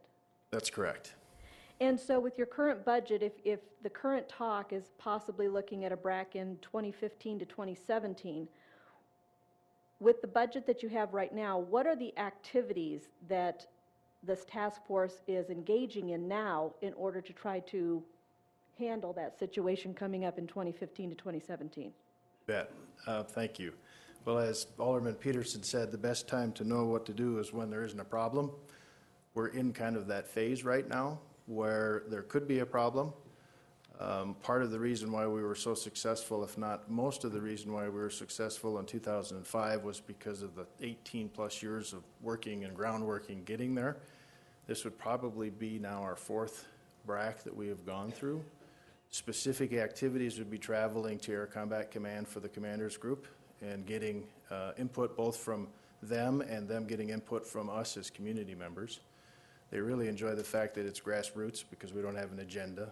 We're just people that care about the Air Force, in their opinion. We send Al Cornella and help fund him to go meet with the Chief of Staff of the Air Force. We have a group of subscriptions to follow with the Air Force Association and all of the other publications that are tracking this as well. And Pat McElgunn, who is the executive director, on a daily basis sends me probably 3 or 4 emails a day. His salary of $30,000 a year, and I really respect and appreciate Pat McElgunn because I asked him how he could work so cheaply, and he said, on the day I go to the pearly gates, I want to stand in front of my Chief of Staff of the Air Force and say I did everything I could, boss. Other things that we do, community outreach. I spend time with the B1 community, so we meet with the DIAS group.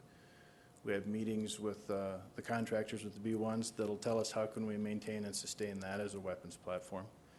And in a nutshell, what we try to accomplish is that if the community agrees, contractors agree, and the Air Force agrees, we go to the delegation, both in the House and Senate, and say this is worth trying to get funding for, and keep them informed as well. So with that being said, is your current budget, or the budget that you've been using of $125,000 from the various revenue sources, is that, in your opinion, enough at this stage? I believe at this stage it is, yes. Thank you.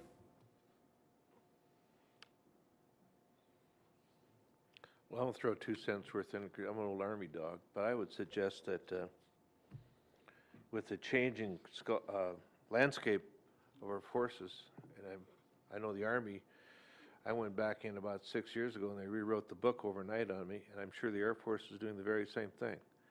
I would suggest that with the downsizing and everything that's going on, that maybe we gear up and we start looking at soliciting, finding some people that are recent graduates of the Air War College and get them in here maybe on a temporary staff or consulting basis to assist. Maybe we can foresee some changes that are coming or predict them and get them coming our way. You know what I'm saying? Mm-hmm. I mean, if there's consolidation of missions, I mean, Air Reserve, Air Guard, why can't we get them here? If there are, I know the drone is one issue that's here, but are there other strategic or planning things that are being talked about that if we knew about, we could assist them in coming our way? That's what I'm suggesting. And I think it's going to take more than pocket change. And I think that we actively recruiting some of these guys that retire out of here or that are recent graduates and say, what's happening, what should we do? If you look at the Air Force structure in the upper states, North Dakota, South Dakota, Montana, I suspect we're going to lose a base or two in the next few years. I'd like to see if there is a base closed that it's not ours, and if there's a base closed somewhere else, that aircraft mission comes here. So I think we need to be working that way if we can, and I support that. And I think we as a council should do that. Bill? Could either of you gentlemen speak on the, and forgive me, I can't remember the name of it. I sat through an entire morning, but the current task force that's working with the community initiatives to have the military, it was Air Force wide. There were people here from the Pentagon. If you're not familiar, I'll do my best to cover it. I'm not off the top of my head, not knowing what you're referring to. I apologize. Roughly about a month ago, we had a team here, and I don't remember how many people on the council were invited, and I just happened to have the morning off. I had a personal invitation from one of the assistant squadron commanders out there, and availed myself of the meeting. Was down at the University Center. There were folks who came in from the Pentagon with some expert civilian folks, and it was to think outside the box in terms of joint community and military efforts. And it was a fascinating meeting for me, because it was like the barbed wire and the fences came down, and suddenly civilian entities were able to look inside and the military to look outside, and there was this joining of hands across bridges that have just been in existence forever. I was able to take this assistant unit commander, who happens to operate the gym out there, and introduce him, to our director of the YMCA, so the two of them could cross-pollinate and share ideas in terms of equipment maintenance. And there were all kinds of really wonderful ideas, and there will be future meetings. There was supposed to be one in another month, and I would imagine with rally and whatnot, it's probably been forestalled somewhat. But when I get the invitation, and I hope I do, I'll share that. But it's something that we as council members should attend and watch, because it's exactly what you were talking about, Jerry, in terms of us as a community bridging that gap and making those types of relationships. And if I could give just one example, there's a panel on the B-1, they crack notoriously, and if I'm not mistaken, to replace one of those is roughly $150,000, and we have a machining operation here in town that is able to either repair or replace those at a cost of $15,000 a piece. And it was just one of those fascinating things that I had never heard of before until I attended that meeting. So lots of really wonderful things. They're talking about joint use of things like golf courses and facilities and just sharing expertise, and it helps towards the sustainability of the base and more frugal operations as well. So we're kind of there. I think if you're going back there someday, you got an empty seat, grab one of these guys and take them with you so they can see what the Pentagon is and what happens. Sure, Okay. we'd be happy to do that. I did miss one source of funding. I apologize. It's important to point out that Chamber of Commerce provides in-kind office space as well, so we wanted to thank them for that. Yes, Amanda. Thank you, Chris, for mentioning them. And then also, if you wouldn't mind, what is the amount that the Black Hills Vision would normally? It varies from year to year. I can't give you that number. I can email it to you because I haven't talked to them in the last month or so, so I don't know what they had budgeted for us. I apologize, but I can get that number for you. I would appreciate it. Thank you. So thank you. I think this, Bonnie.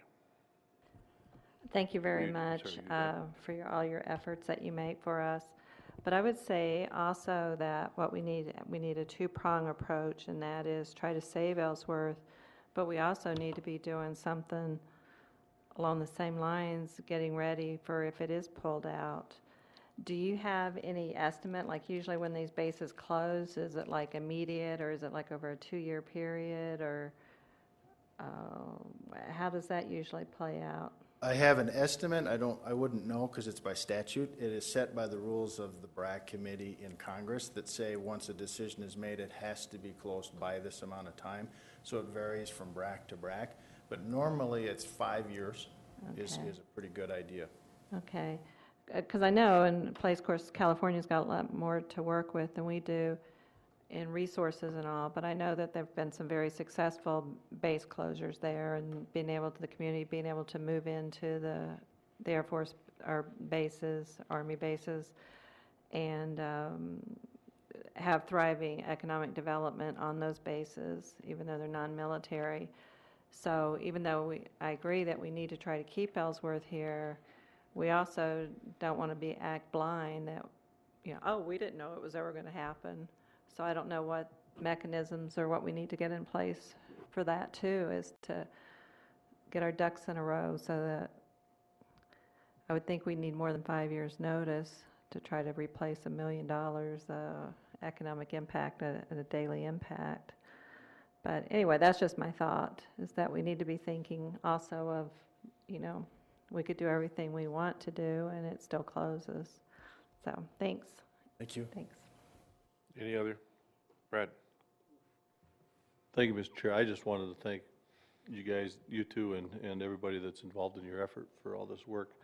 But Chris, the airspace, the size of the airspace they're using, that all got opened up, right?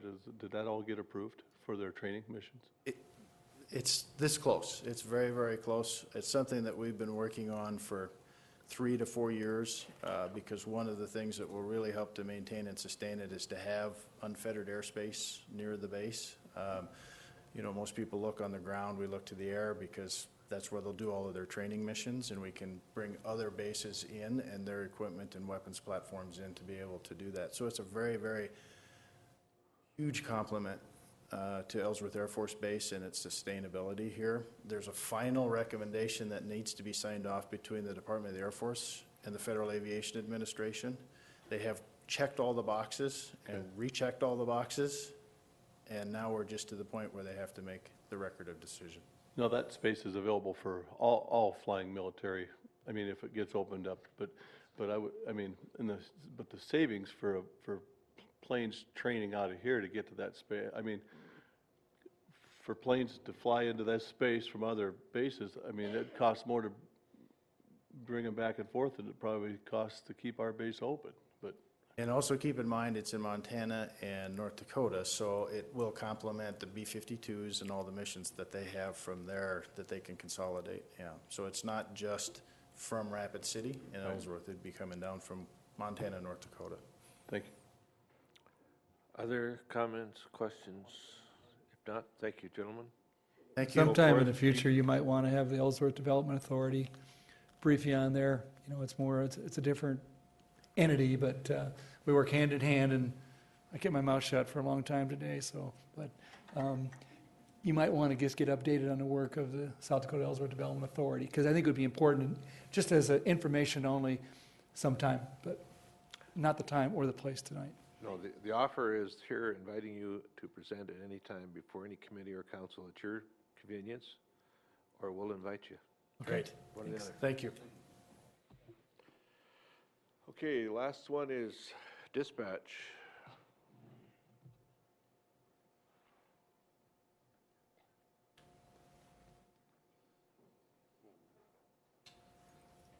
Hi, Leanne Hollenshed, Emergency Services Communications Director. Good evening. Questions you have? I guess other than the fact that we didn't know we were going to get stuck with such a big bill, is that a nice way of opening it up? Would you explain the issue is?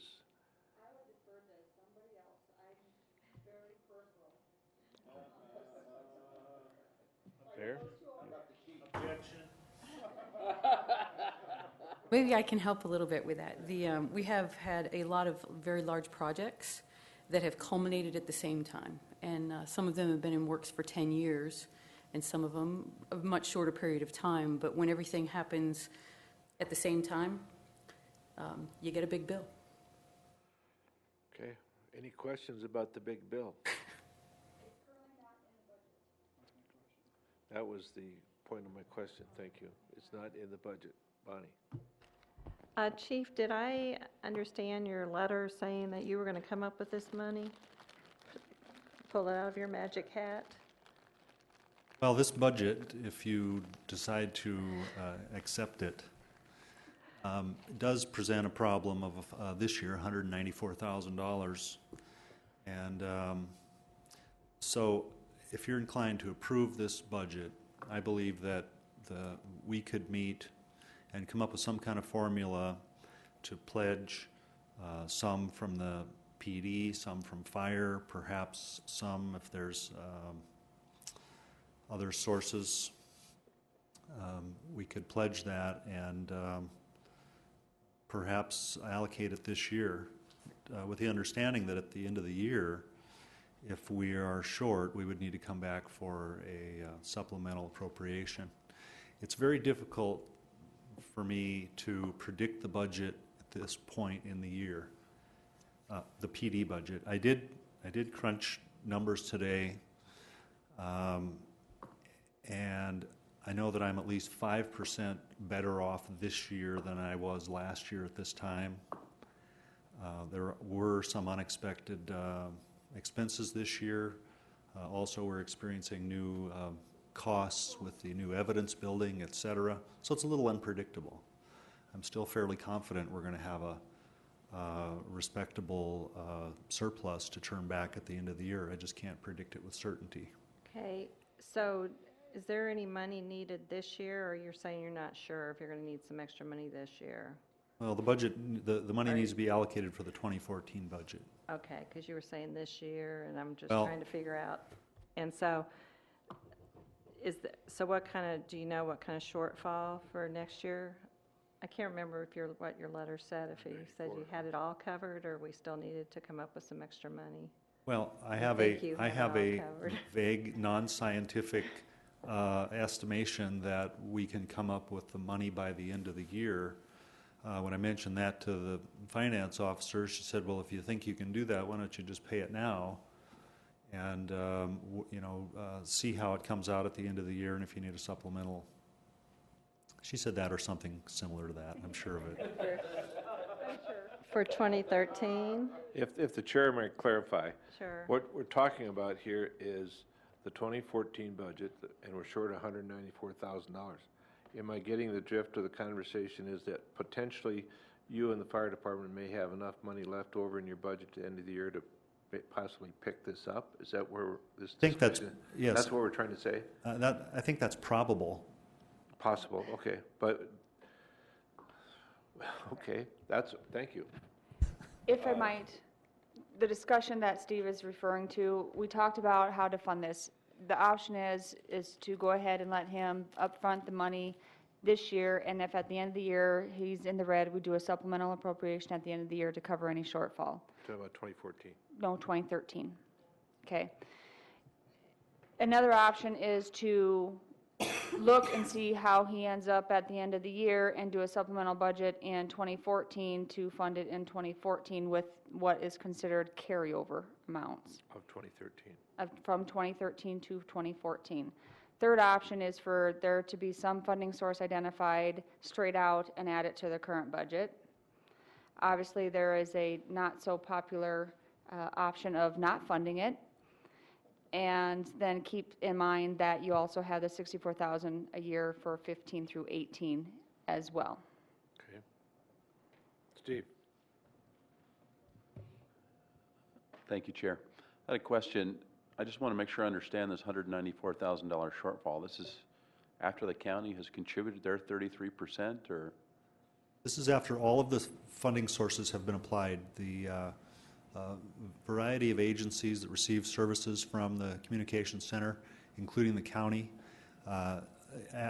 including the 911 surcharge, and including transfer of the $300,000 from the reserve from the 911 surcharge fund. After all that is said and done, the change then is divided 66-33 between city and county. So our portion this year is about $126,000 for the overages that are related to one-time costs, and therefore the county's proportion would be half of that, 50 or whatever, 63.3. So then, adding on to the 126, the $64,000 for a 5-year lease purchase, then that where we get them to 194.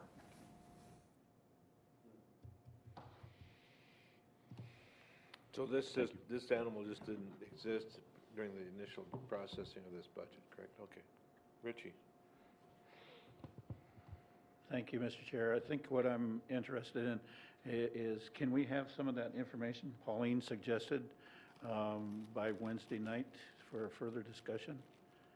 I'm particularly interested in the rollover part of it that Pauline is suggesting, so it won't until the end of the year. It's all Okay. theoretical, I'm Richie. sorry. It's all Okay. theoretical. Yep. Let's see. I'm Go ahead, Richie. I'm just interested in having some more conversation about the Okay. different options and what's available, so just a little bit more information. Okay. Chad, then Bill, and then Vaughn. Thank you, Mr. President. So, Chief, does not need to be dealt with, we're being told unless we want to add it to the budget, does not need to be dealt with right now, and we can deal with it as a supplemental, seeing how much money you got left going forward at the end of the year, or does it need to be dealt with during this budgetary approval? Well, Pauline says we can wait till the end of the year, correct? Okay. Supplemental in the, I mean, would that be? But you need, obviously, the sooner the better, obviously, that it, put it this way, if we incorporate it into the budget now, does it get built quicker, obviously? Is that correct? No, okay. So there's no point in us appropriating money for it at this point, and if I'm correct in believing this, we can wait till the end of the year and make sure we've got the money and supplement it later. that's possible. The only thing that's different between this year and other years is that primarily we would come here to this budget process, definitively approve this budget. Therefore, the county's contribution is contingent on ours. Ours is really contingent on theirs. Okay. And so if it comes to a point where we're going to put in an IOU, I don't know, I can't speak for the county commissioners on how they would feel about that. I would think it would be okay, but. Okay, I guess that was kind of my question, so thank you. Can we govern on IOUs? Legally? Federal government does it, yeah. That's, I don't know if we can budget tonight with an IOU. Just write a check. Bill? And I may have heard part of the question. Steve, my question would be, if our discussion is, do we pay now or pay later, and we're obligated to 2/3 and the county is obligated to 1/3, does it matter that we all do the same thing at the same time? I mean, can we pay now, they pay later? You pay, the city pays on a 12-month or 12 equal payment purchase, if you will, for services. Okay. Based on the budget at the beginning of the year. So in 2014, we would get 12 equal payments or 11 equal payments, and then the last payment is actually based on what our actual budget was. If we're under, that final payment is less. If it's over, then it's more based on that 1/3, 2/3. But it's paid out.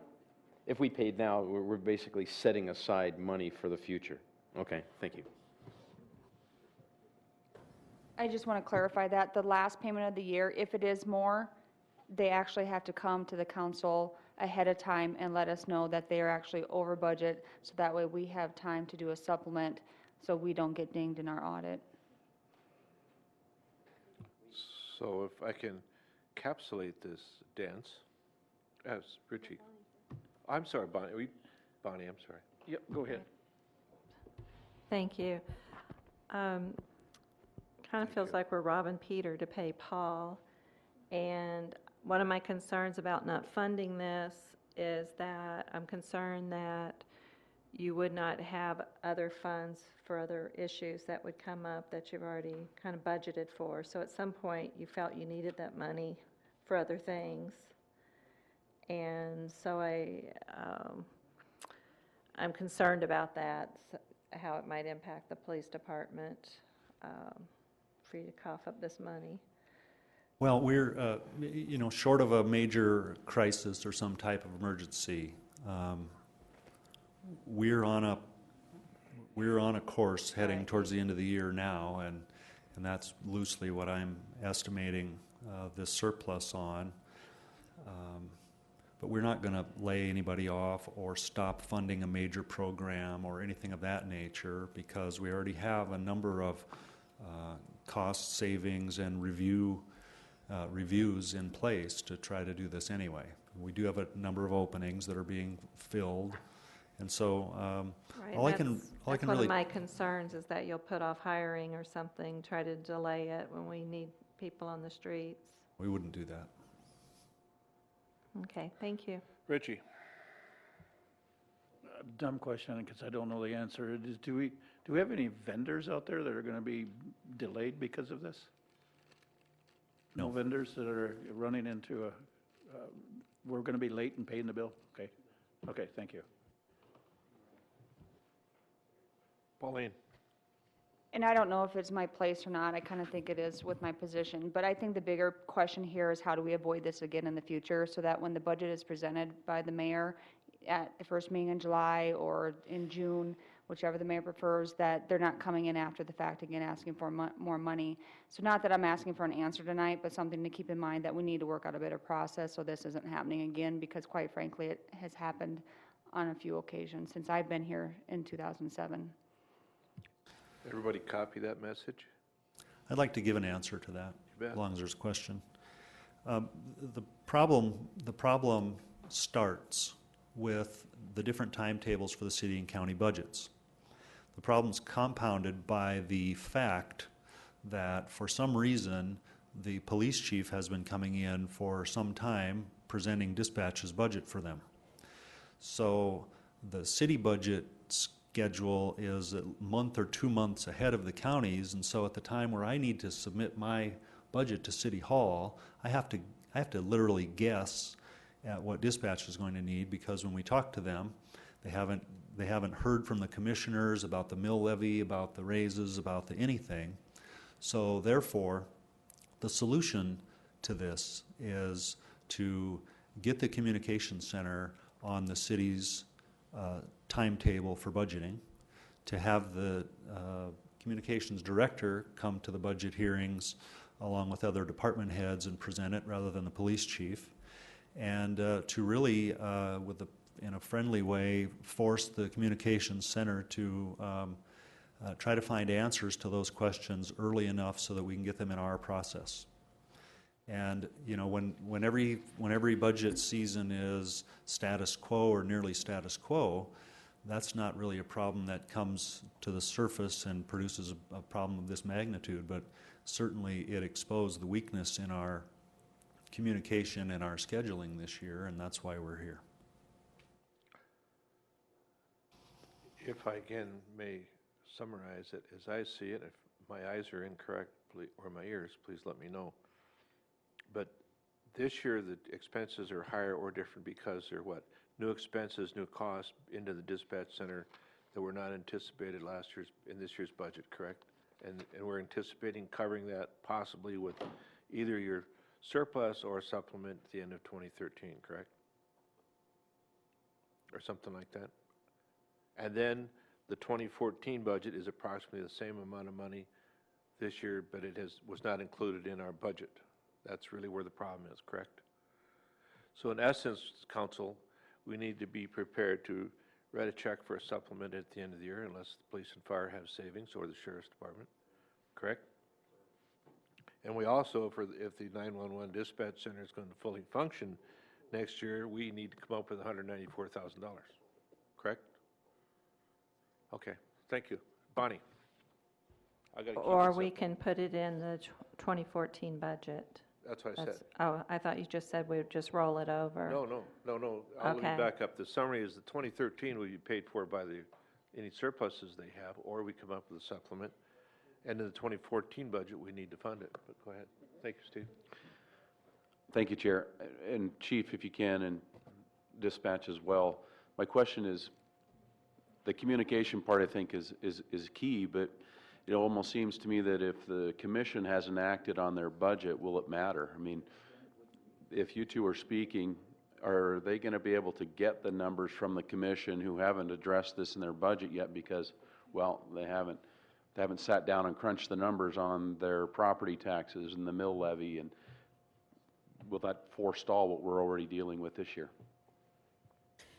I think most of the time the rumor mill runs about a little bit so that I can have a pretty good swag, a high swag and a low swag, so that at least we can have a reasonable span for what the budget will look like. It may not be exact at that time, but we should have a decent picture of where we're going. So doing that, if we had been able to do that this year, would we be in a much better position? You're saying that you might have been able to predict a much more accurate budget based on your ability to do that next year? I would like to say that I could, but because a lot of these costs are associated with the new administration building, that it hadn't been identified when the city started the budget process of how those bills were going to be paid until way later down the road. This year, I don't think it would have made a difference, but any other time, it absolutely will make a big difference. Okay, thank you.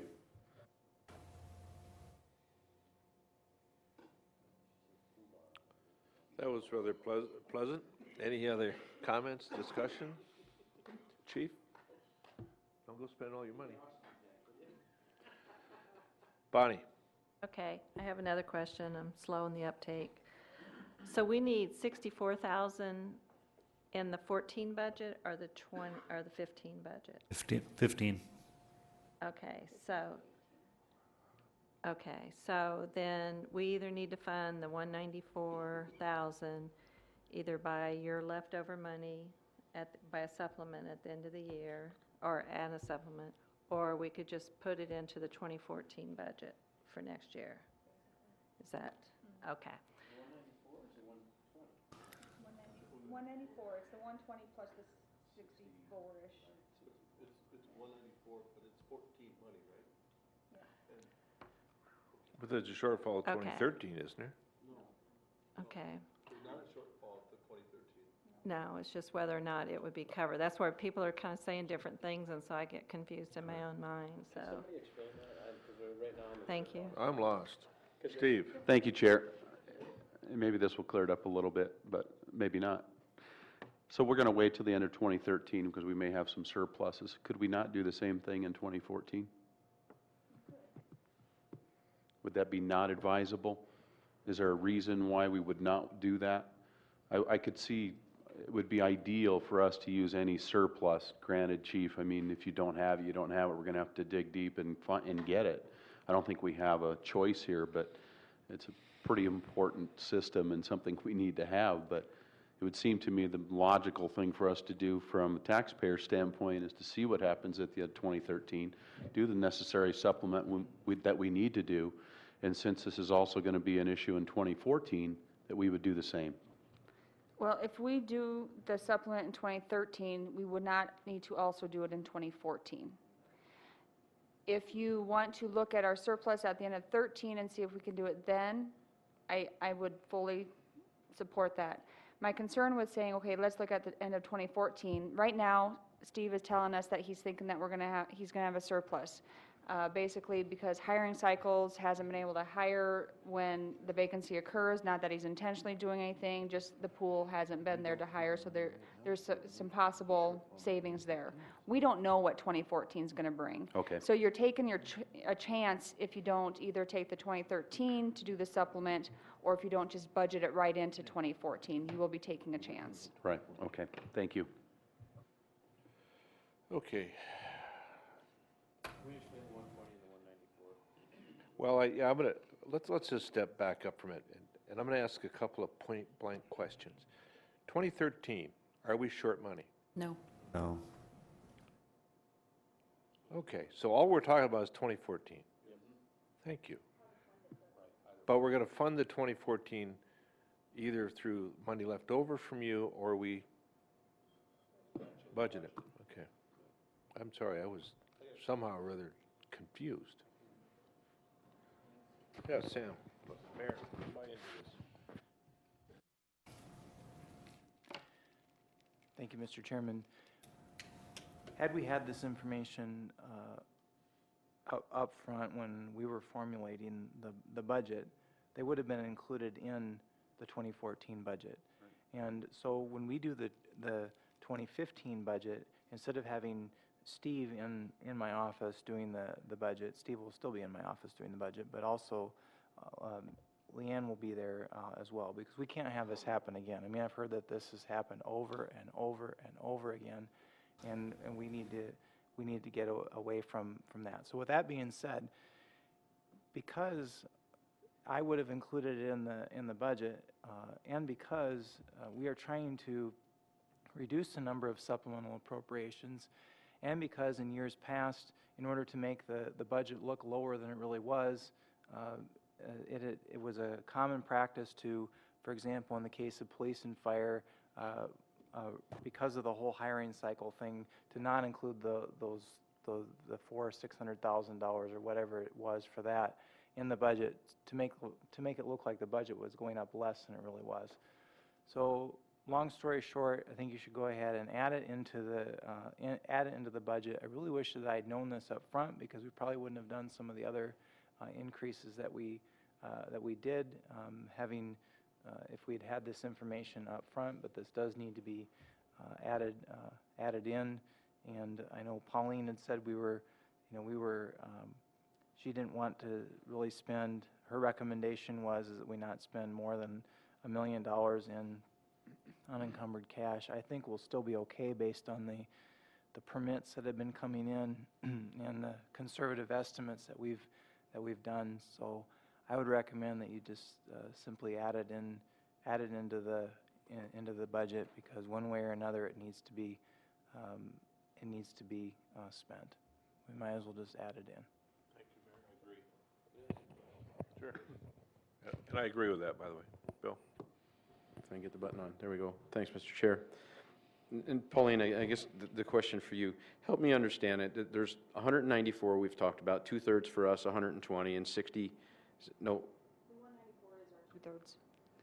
The 194, if I understand the memo from Steve correctly, is split between two different things. About 125,000 is for the consoles, the radio consoles, or 126 is for furnitures, fixtures, software, equipment that goes into the new center. 64,000 is the consoles, the radio.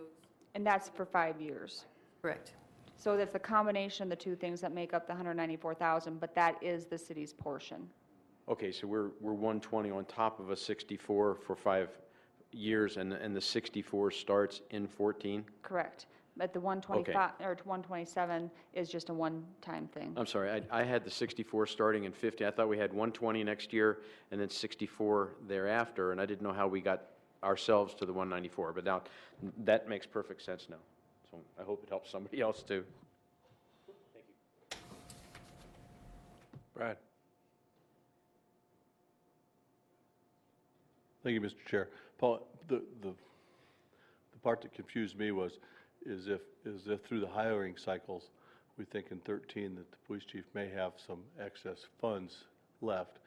I thought they would just roll over. We were going to use those and roll over to 14, and then when you use the term do an appropriation, that means we're short money, so that using that appropriation, supplemental appropriation, that confuses me, like we're making up for short money in 13. So why would you do if you have money left over that you might want to use in 14, from 13 to 14, why do you use the term supplemental appropriation? Thanks. At the end of the year, whatever money is not used in the budget or allocated for encumbrances is gone. It just reverts, if there's cash, it reverts back, it just stays in the cash, but the budget authority is gone as of 12/31. And that's not my rules, that's state statute, because that's our fiscal year. So our budget also is on our fiscal year. And so starting January 1, we have a new budget, and if we want to take some of that money from a prior year into the current year, we would have to do a supplemental appropriation.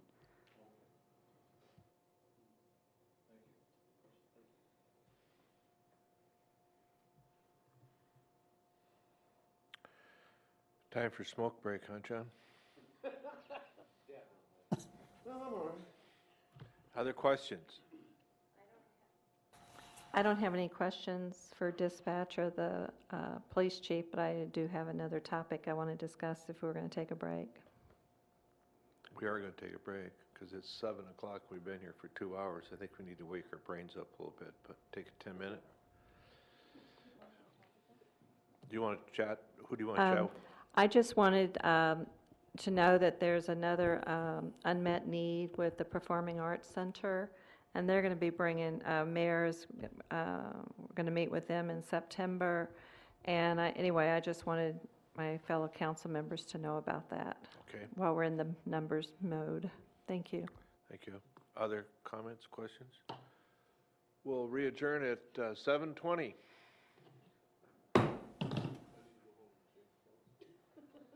You haven't got time.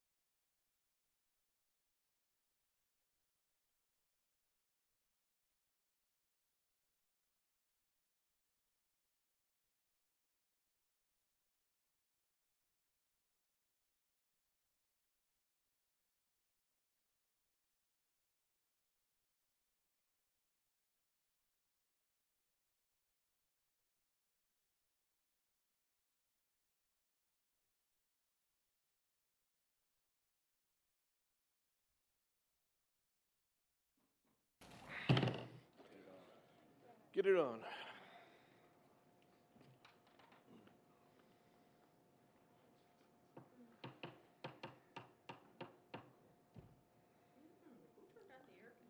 Our next and only item, I'll wait till the rest of the council gets in here, or the committee, but is our discussion on the general fund revenue assumptions in the CPI by Pauline.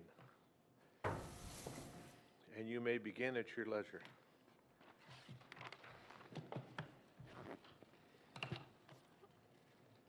I will tell you that the revenues have been attached and as part of the budget book from the beginning.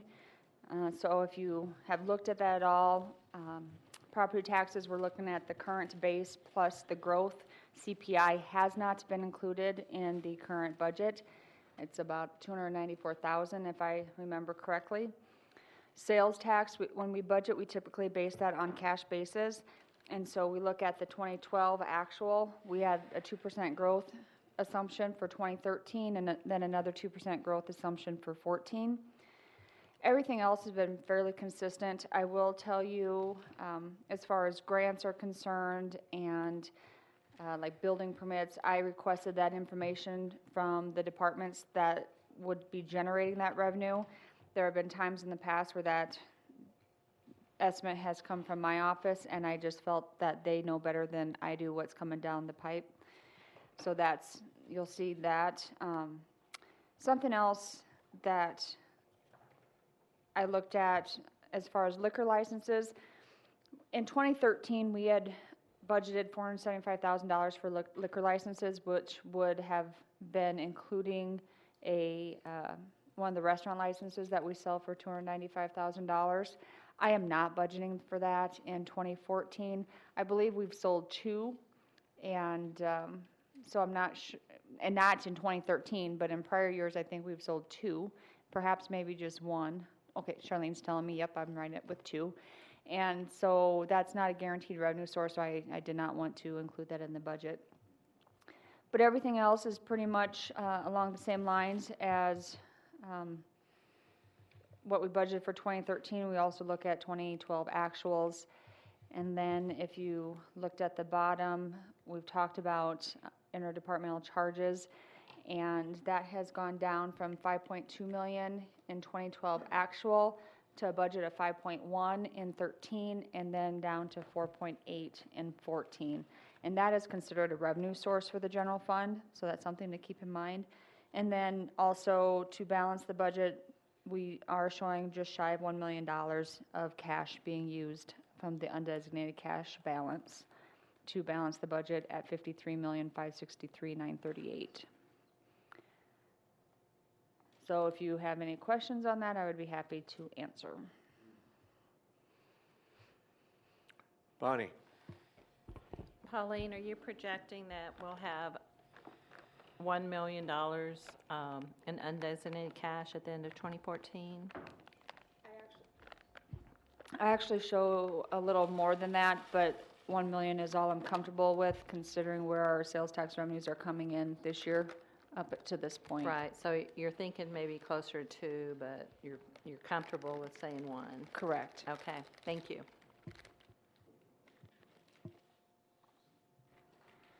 Bill. Thank you, Mr. Chair. Excuse me while I swallow. Pauline, could you explain briefly how interdepartmental charges are a revenue source to the general fund?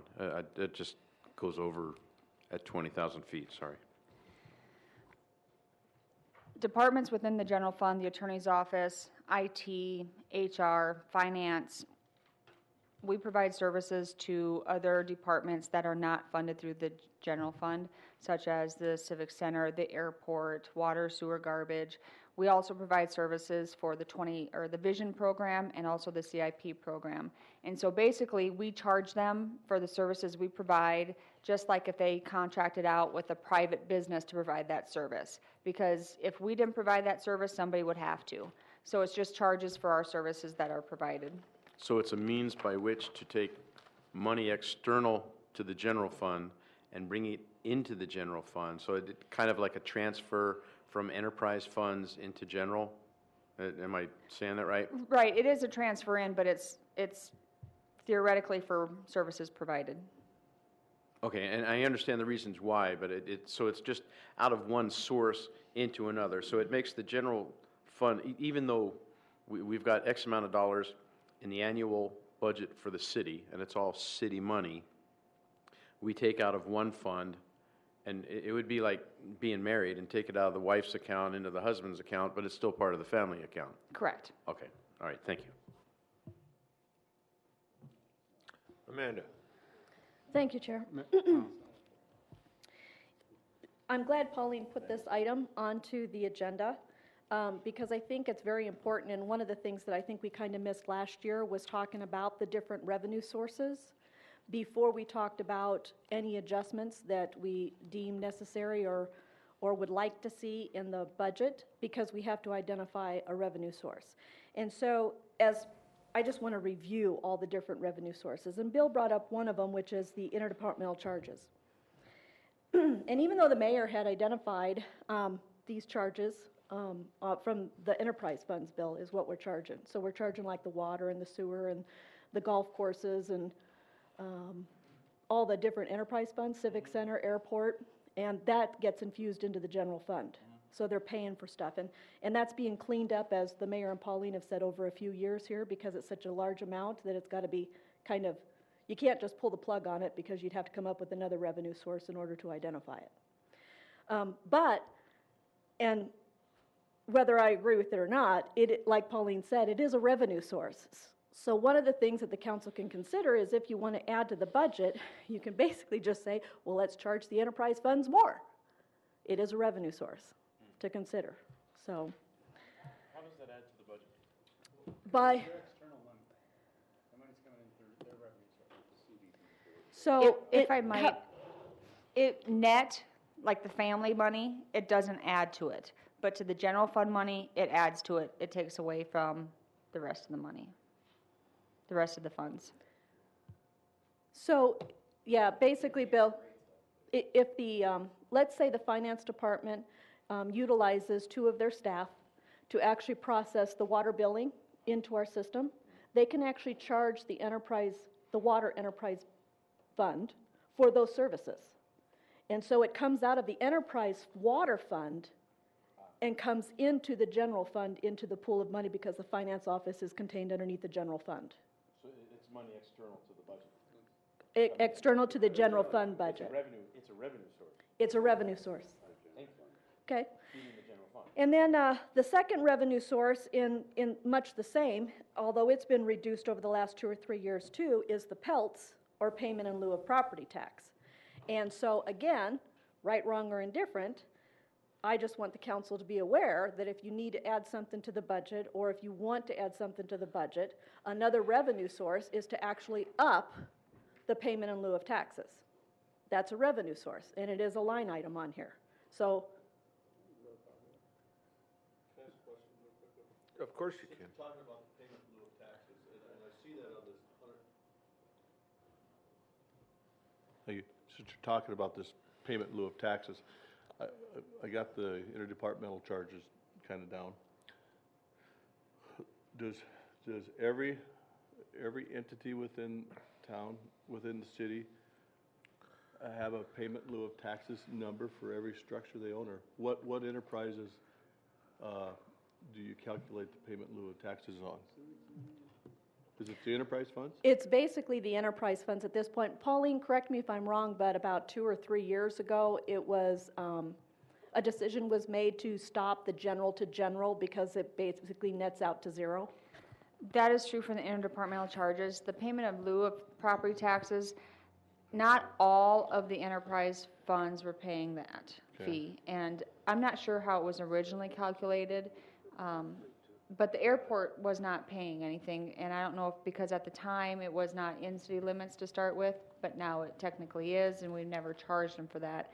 Right now in the 2014 budget, we have water, wastewater, parking lot and area fund, Meadowbrook Golf, and the MRF that actually pay payment of lieu and taxes. Okay. At one point, we also had cemetery, the Milo Barber Building, collections, disposal, civic center, and energy plant paying as well. But those have been eliminated. And part of the concern with payment in lieu of taxes, Brad, that we were discussing last year is the value of method, or the method of valuation. Sure. Because basically the PILT is actually a much more straight line formula. It's just the millage rate times the valuation of the property. But a lot of the discussion last year was about what kind of valuation do you use? I mean, one of the things that the enterprise funds could do is hire their own appraisal and get an appraisal done, and at least it's on there. Another way is just to use the insurance cost of the buildings and stuff, you know. So there's various ways that can be done, but over time, I believe the mayor and the department heads are the ones that determined that they would like to get rid of the pelts or reduce the pelts down. And I think it had something to do with the payment in lieu of taxes being melded with the hard to qualify interdepartmental charges. And so some of the enterprise funds felt like they were being double dipped. And so it was, the pelt was the one that was first lowered.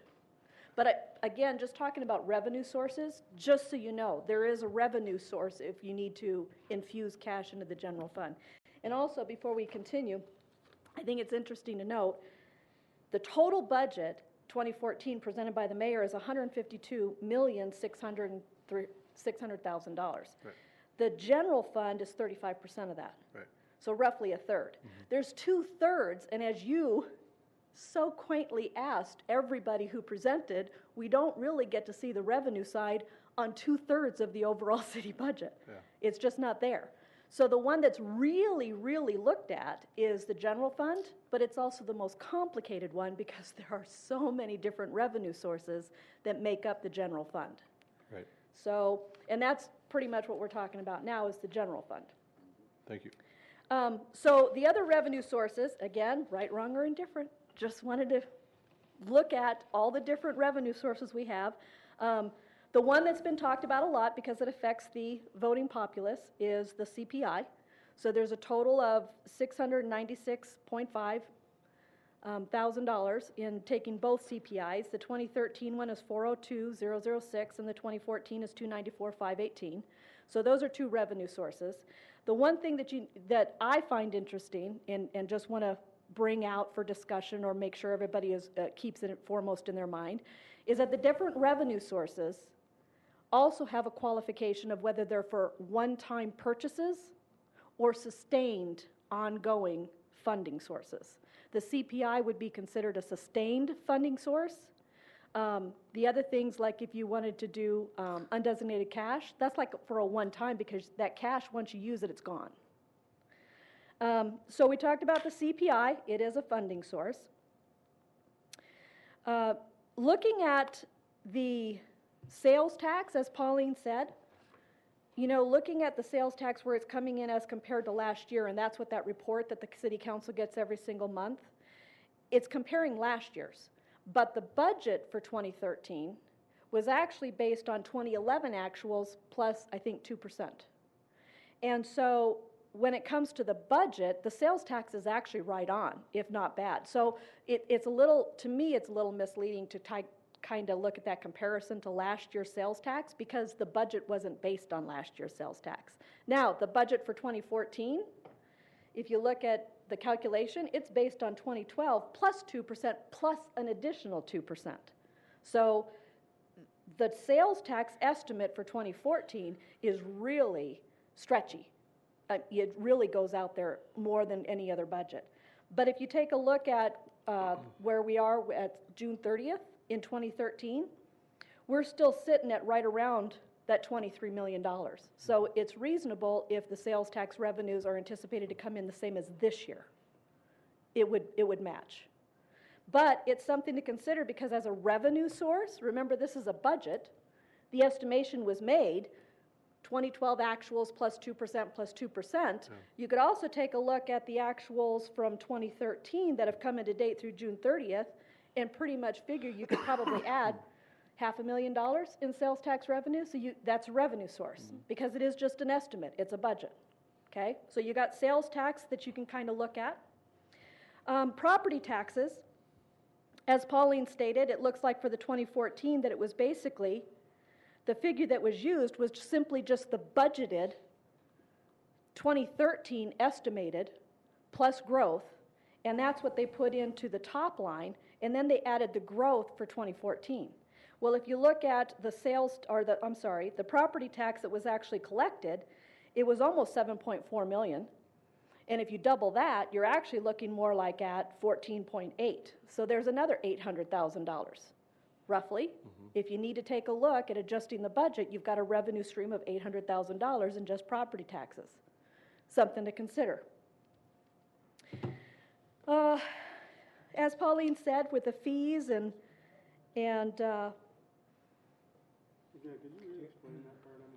on the property taxes? It's non-CPI.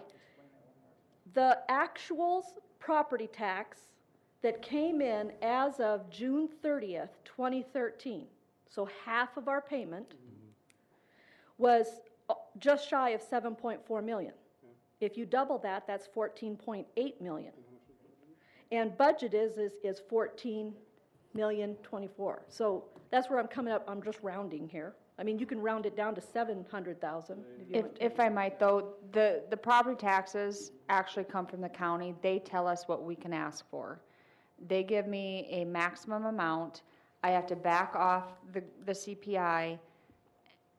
And so the number, the 14.4 million that we have budgeted for 2014 is actually the number from the county that they say that we can ask for. So even if we show 17.4 million, we can't, or 7.4, we can't ask for that additional 800,000 because that would go outside of the state statute.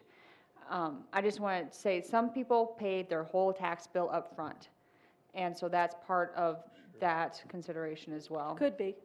But with that said, any extra excess that is gained based on that, even if you look at that and you consider it under the property tax, even if you don't call it property tax, you can pretty much figure it's going to go to the bottom line as undesignated cash.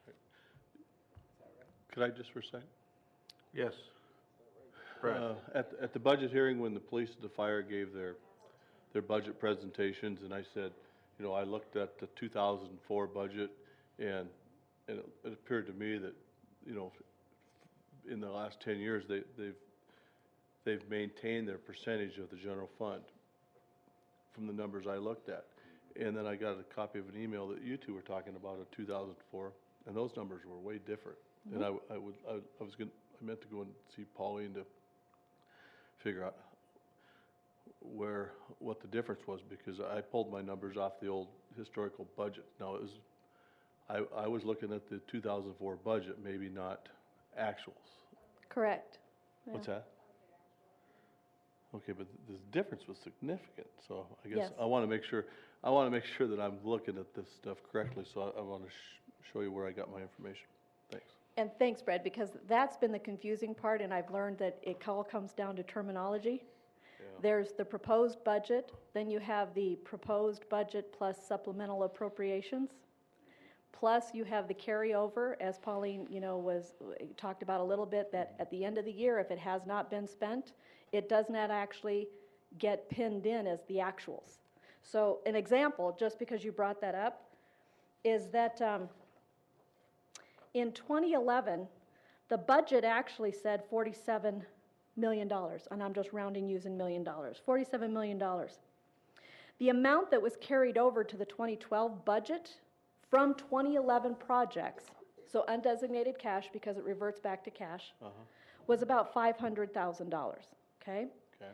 So in 2012, we passed, the council passed, a budget of, let's see, what was it, estimated or proposed was about 47.8 million. But automatically, the council passed a supplemental appropriation that added that 500,000 to that. Yeah.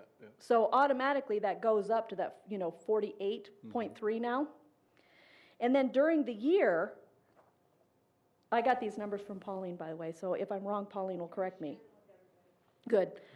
Then during the year of 2012, additionally to that $48.3 million budget now, the city council approved an additional, let me find it here, $5.5 million. So that 48.3 all of a sudden becomes 54 $53.3 million. So the 2012 budget, in reality, was proposed at $53.3 million. So really, the mayor's budget this year is really in line with what the budget was in 2012, when you look at all the supplemental appropriations. It's actually less, because he's proposing, 53.5, or it's comparable to what the 2012 was. The thing is that the money that was not spent in 2012, that we as a city council approved in a supplemental appropriation, and that amount was $3.5 million. So there was $3.5 million of the $5.5 million supplemental appropriation, or part of the original budget, however you want to look at it, that did not get spent in 2012, that automatically got carried over to the 2013 budget. So the 2013 budget proposed, it was carried over.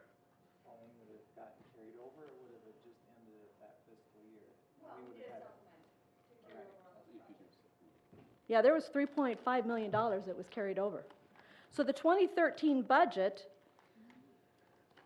that is currently, I got to find my estimate here, that was currently passed at general fund only, $50.8 million, is actually already at, 54.3.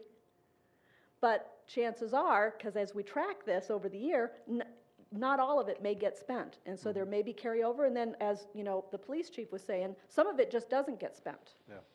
So, that frees up that portion of the budget. So with you bringing that up, Brad, it comes down to terminology of proposed, actuals, where we sit with the budget, what we've approved added to it versus what actually gets spent. So it's kind of that, it's hard to pin it down at any time of the year, which is I appreciate Pauline doing all the work and giving us the actuals as of June 30th, 2013, because it kind of gives you a feel for where we are on the budget process for 2013, or where we're sitting. Some of the things to consider, I think, that are very important on the sales tax side coming up is that the DOT is going to come through and do the I-190 and Mount Rushmore Road project over a 2 to 3 year period. I don't know how significantly that's going to affect Rapid City sales tax, but it could. It could impact it. So something to think about when you're going forward. Some of the other observations that I made in here too is that, as far as funding sources, because we've covered that, taking a look at the estimated, or the undesignated cash, sorry about that. Looking at the undesignated cash from 2011, I didn't go past or before 2011, but there was actually an excess of right around $3.3 million in 2011, based on the budget, based on the actuals, and then, so that's, Jerry, part of that cash that you're looking at in the checkbook. There's $3.3 million sitting there that was never reallocated or anything else. That's free and clear, just so you know. That's the unencumbered cash. That's the unencumbered cash. Then when we went into 2012, with a supplemental appropriation from the original budget of adding another $5.5 million, and then the $3.5 million was carried to the 2013, so that cash is still encumbered. It's all tied up. It really kind of came out even. Okay, it came out $41,000 less. We were in the hole, so that was made up for that. So it was pretty much even in 2012. There was no excess. But you still have the $3.3 million excess from 2011, and as of to date, there has been no supplemental appropriations really coming forward that have been identified to kind of sink into that. So again, I just wanted to bring up, there are some supplemental appropriations coming forward in 2013, so Pauline says that they won't even start gathering that for another couple weeks, so we really don't know what's going to tie up in undesignated cash. But there's $3.3 million. So the only reason I bring that up is if you're looking at it, the mayor's budget includes $1 million of that 3.3. So now you're down to 2.3, but you still roughly have $2.3 million in undesignated cash from what I can track. Do you have a television? Do I have a television? This is my television. This is my real life. So then, as far as undesignated cash, wanted you to, council, to realize that we have that as a funding source. Something that's been also bantered around, and there is no ordinance or anything else that designate that our reserves be at 15%. The council can arbitrarily, reduce that down. If you need to come up with some one-time money, you can reduce that down, and that frees up some money to use. The mayor in conversations has, said that some council members in the past saw that that is really the cushion. You really don't want to play with that, because if you really do come into an emergency, the city needs to be able to operate. And that's really what that reserves is for. But just to give you a rough idea, if we currently have... Excuse me, Amanda, that 15% of what? General fund. Yeah, of the estimated general. For 2013, you look at the estimated revenue before interdepartmental charges, the actual revenue generated, and it's 15% of that for the whole year. That would be our reserve for 2013. So 2014, our 15% is approximately 7.1 million. Thank you. And so looking at that, just to give a rough idea, if 15%, I just basically took the $6.7 million, and if you just, take a third of that, reduce it down to a 10% reserve line, it would free up $2.2 million. Not suggesting that's what the council do, just wanted to give some numbers to be considered when you're looking at whether you need to add something or whether something's needed to be added to the budget, okay? So we've got the reserves to take a look at. There's other funding, as Pauline mentioned, the fees, but that's pretty consistent. I mean, there's been the numbers for building permits taken out to show the growth of the city and the economic health of the city looks enormous, but if you actually take a look at the budget line item, the fees collected are not exorbitant. So it's kind of like, well, there's not a whole lot to play with there, So, but there are some other revenue, line items that you can take a look at, but they're not significant to these other pieces that we're talking about. It should have a positive effect on the sales tax collector Going forward, we hope so. for building materials. And then the other one that I wanted to bring up, and the last one pretty much, is reducing. Our other revenue source is actually to cut line items out of the budget. And so again, right, wrong, or indifferent, I just wanted to identify all of the different revenue sources so that when we're kind of looking to see what needs to be or what the council wants to add, I think one of the questions we need to ask is, does it need to be sustained time over time over time? Or is this just a one-time thing because the different revenue sources have different designations as far as what can be used? So I'll start watching TV next week, Chad. No, for the record, I actually really appreciate all the work you've done. I just was giving you a hard time because my ADD precludes me from doing this. Other comments? Steve? Thank you, Chair. Pauline, can you tell me, how would we grow the reserve? It floats around 15, right, every year. Do we have to do something ordinance-wise to grow the reserve? I believe it's just in a resolution right now, and so you would just have to change the resolution and change the benchmarks.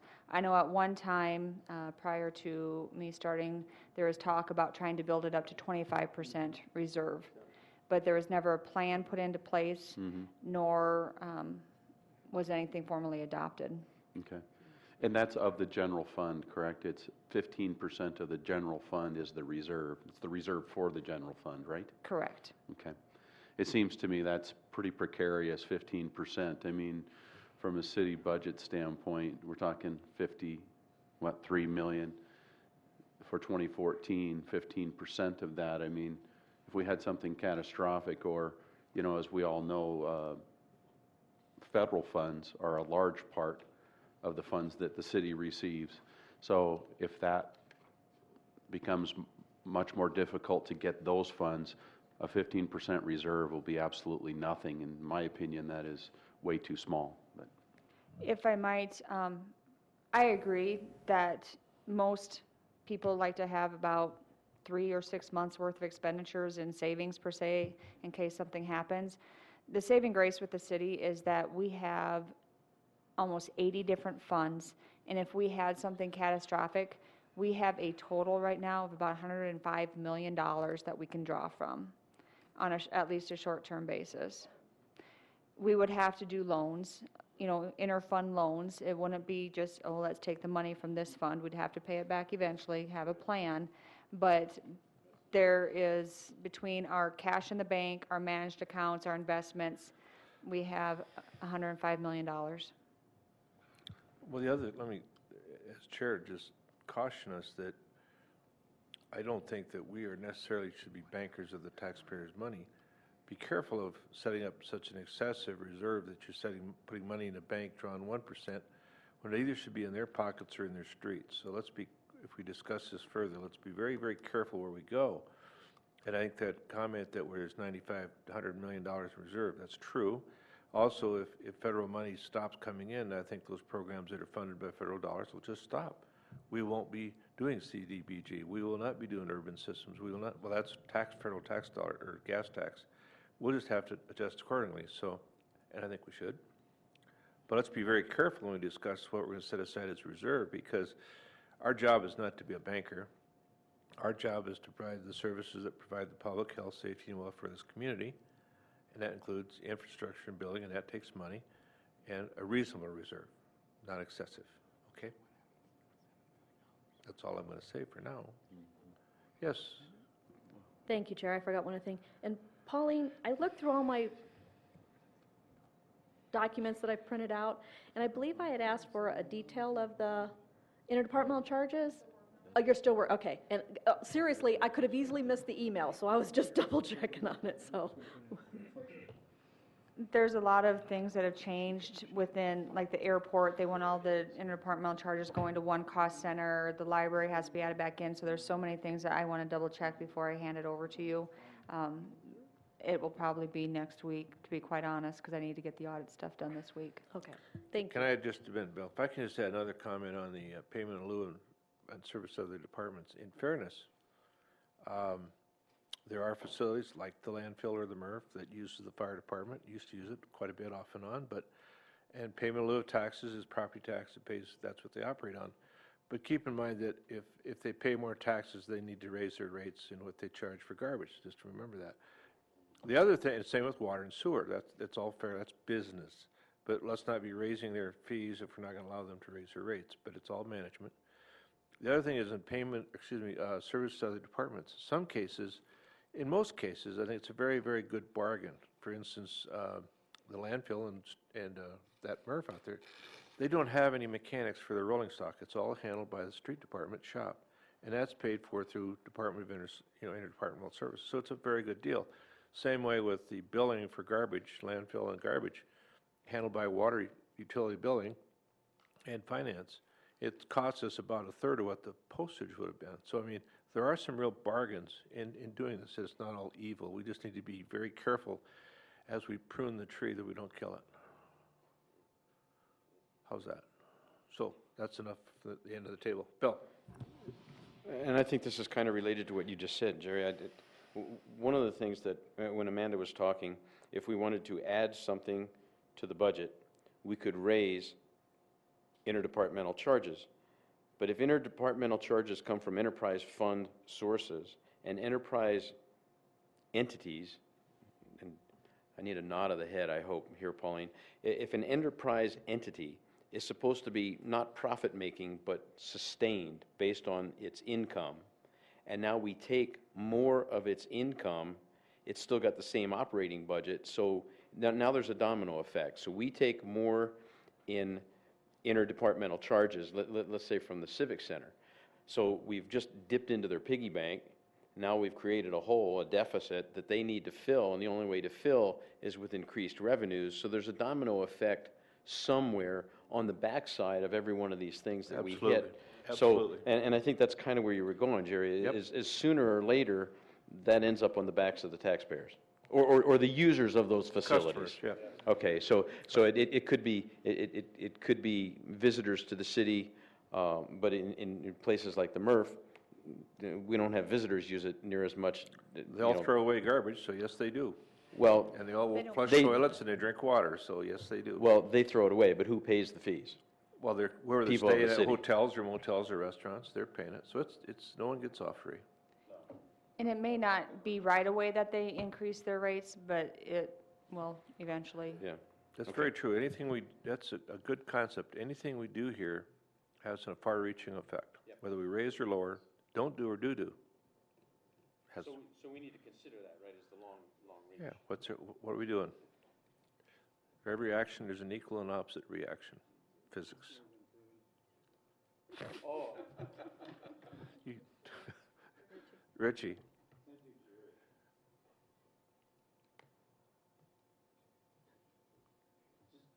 Just to follow up on what you folks have been talking about already, is that when you start talking about raising revenues, and thank you, Amanda, for bringing all these ideas to the table, I agree with Jerry that what you're taking away from somebody else, they're going to have to sacrifice something else also before they can raise the rates, because there's a lag time in there.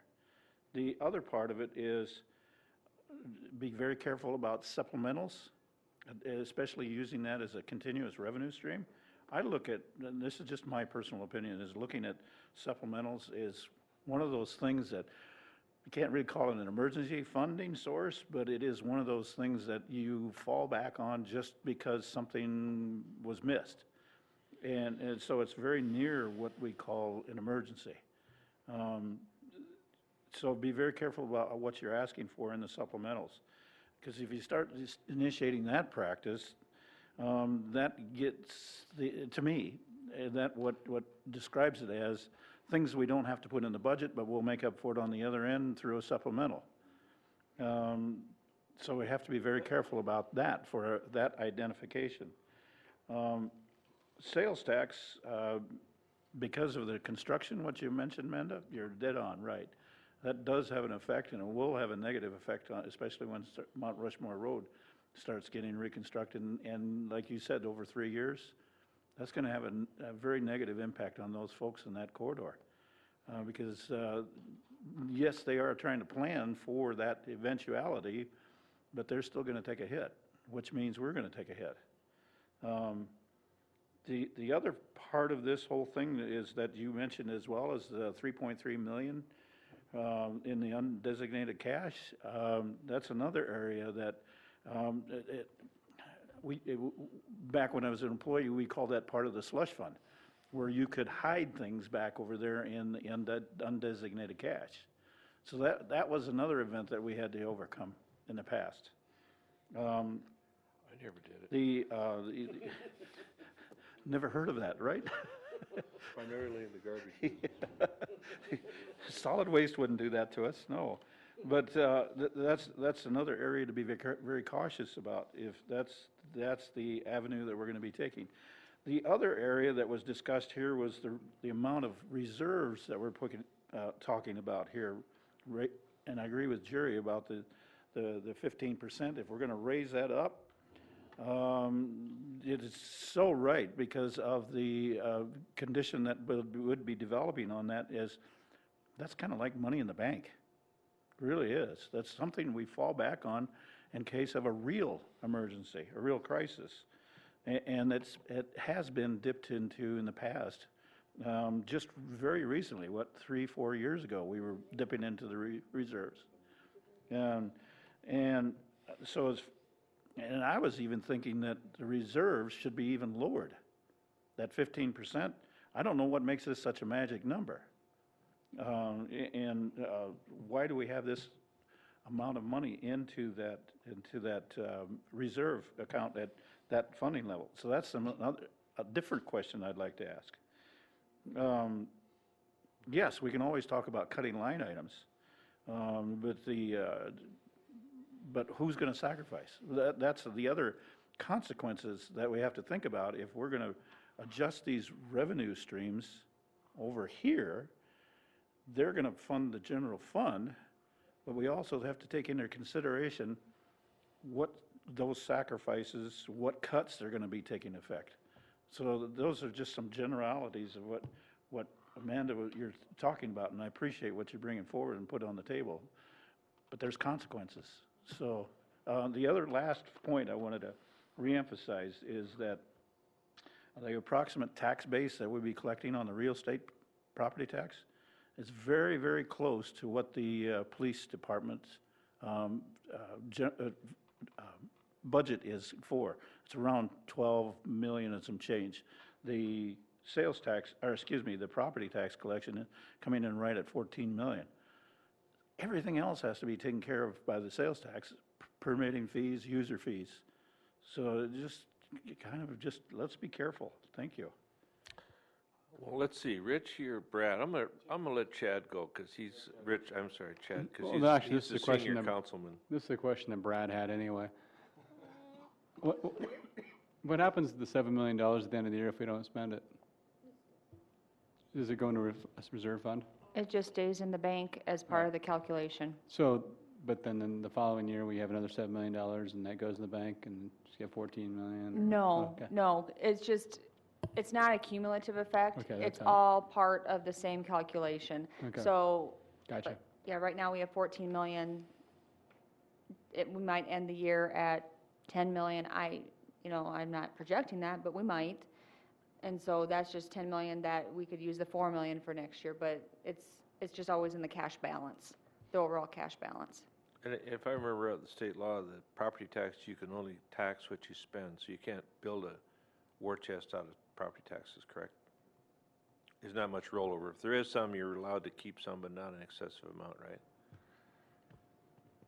I'm not sure on the state statute. I guess I've never seen that because it's not like we have a fund set just for the property taxes and we pay only certain bills out of the property taxes. It's all in the general fund. So somebody come in and tell me that that's property tax sitting there versus my building permits. Okay.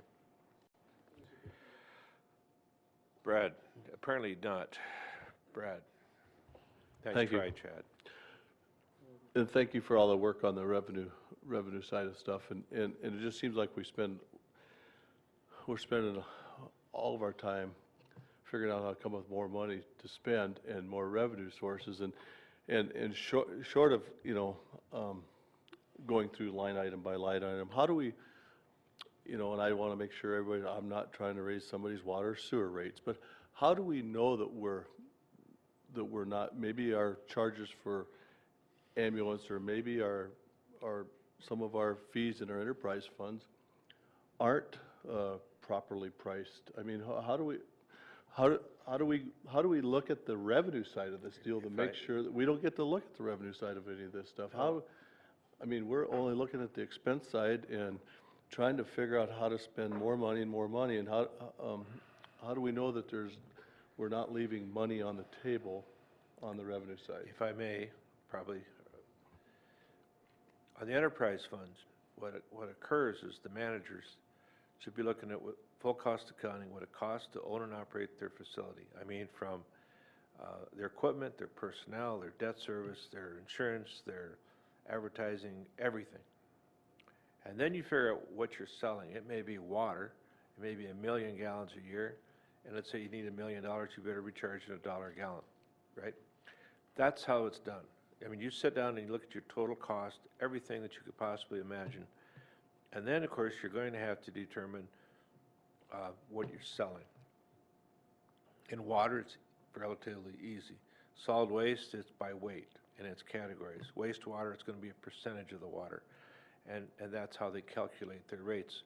And it's up to your managers to do that through the Public Works Department, and I think they do probably a pretty good job of it. The tax side of it, the other side, Polly could probably answer. I was going to just say that I am accumulating the revenues on the enterprise funds, and as soon as I have them, I will share them with you. It's a process to get all that information, so. And they're actually in the books here, some, aren't they? Not the revenue stuff yet. I'm working on it. I'm sorry, Richie? And I'm not suggesting that anybody's not doing a good job. No, I I mean, just that's think how that it's when done. you have those huge departments that have those huge numbers and you have turnover in the department heads, you just kind of wonder when the last time what got reviewed. So that's my concern. I was just trying to figure out what policies and procedures we got in place that since you sometimes have turnover in those positions, that the method of trial and check and balances is consistent. The city's been, I'm going to answer these questions because if you want history, the city's been very, very, very, very fortunate and that's normally occurring at the division level. I'll tell you in the Public Works side. I was there 23 years. John Wagner's been there, I think, 40 years. Dave Van Cleve has been there about 15 or 16 years. Donnie Brumbaugh has been there 20-some years. So there's not a lot of turnover. There has been turnover on the higher side, which is tough. And that's something we need to be very careful of, is make sure we have that consistent, well-trained, motivated people to get you those numbers correctly. Bonnie, just a minute. She's... Thanks. Brad, that is one of the things where I pinned my hopes on the Compass Committee also, to start looking and make sure that everything is being included, because it's like if you use an attorney frequently in your department, then, you know, to kind of look at the whole picture. So they do have some things they're going to be looking at, fees and licenses, I think later in this year, to kind of start that process to make sure that things are congruent, you know, at least for us to know truly if we're subsidizing something, that we know that we're doing it, and so that we can make better decisions. So that was my hope on that. Now, I know that the reserve, the way it was used when I first came on council, was that they dipped into reserves to keep from laying off people, to pay for shortfalls, because I think the revenues were down from what had been projected during the recession. And so that reserve helped keep the city solvent. So it's important to have one, but again, we've got to be cautious that we're not getting 0.5% interest, and yet we're paying 3 or 4%, you know, by not spending the money, you know, by postponing our bill. So it's an important part that we need to be cognizant of and that we need to use, but we have to be wise. And then finally, I wanted to say that, Amanda, you always just tickle me because you're so brilliant with the budget, and especially for your first year here, that you've brought a lot to the table, and your experience is a real plus. Because I know I was served my first year with people who've been on the council for a long time, and they still didn't have the knowledge of the budget like you do. So kudos to you. Richie.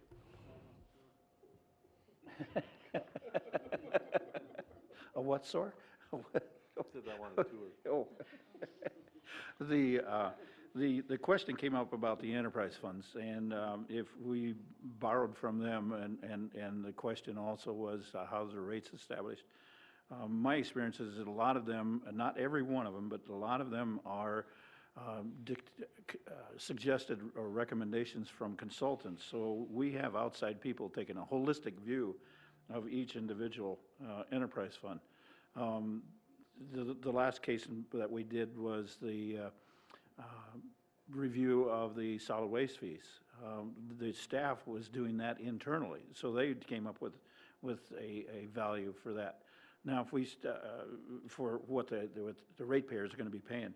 Now, if we take that to the next step, and if we're starting to look at dipping into the enterprise funds, we're going to have people come in and take another look, or at least at a minimum, division managers, department heads are going to have to take a look at those enterprise funds for the rates. It's just another expense. Yes, we got internal staff that can do it, but it's still another fee that the taxpayers are going to have to pay for. Let's not use the word dip into the enterprise funds, because if you're going to add additional charges and raise fees, that's different. But keep in mind, colleagues, that the reserves in the enterprise funds are primarily there to replace pumps and lift stations and equipment and plants, and that's what it's there for, or closure or other things. So it's true. If you're going to do anything that's going to add a cost to the enterprise funds, they're going to have to adjust accordingly. So I use the term lovingly because I came out of the wastewater area. So anyway, other questions? I think we've had a very good discussion on revenue and options, and I think we've been here 3 hours and 10 minutes. Pauline? Not that I'm going to push you one way or the other. For the most part, you all know where I stand on CPI, but if this is something that you want to consider adding to the budget, do not forget that there is a resolution of intent as part of the process. So timing is kind of important if that's Okay. something that you want to So consider. let's just talk about the process. We're going to meet again Wednesday evening, and that's probably where we're going to agree upon or disagree and ultimately agree upon the final, I would assume, basically the final format.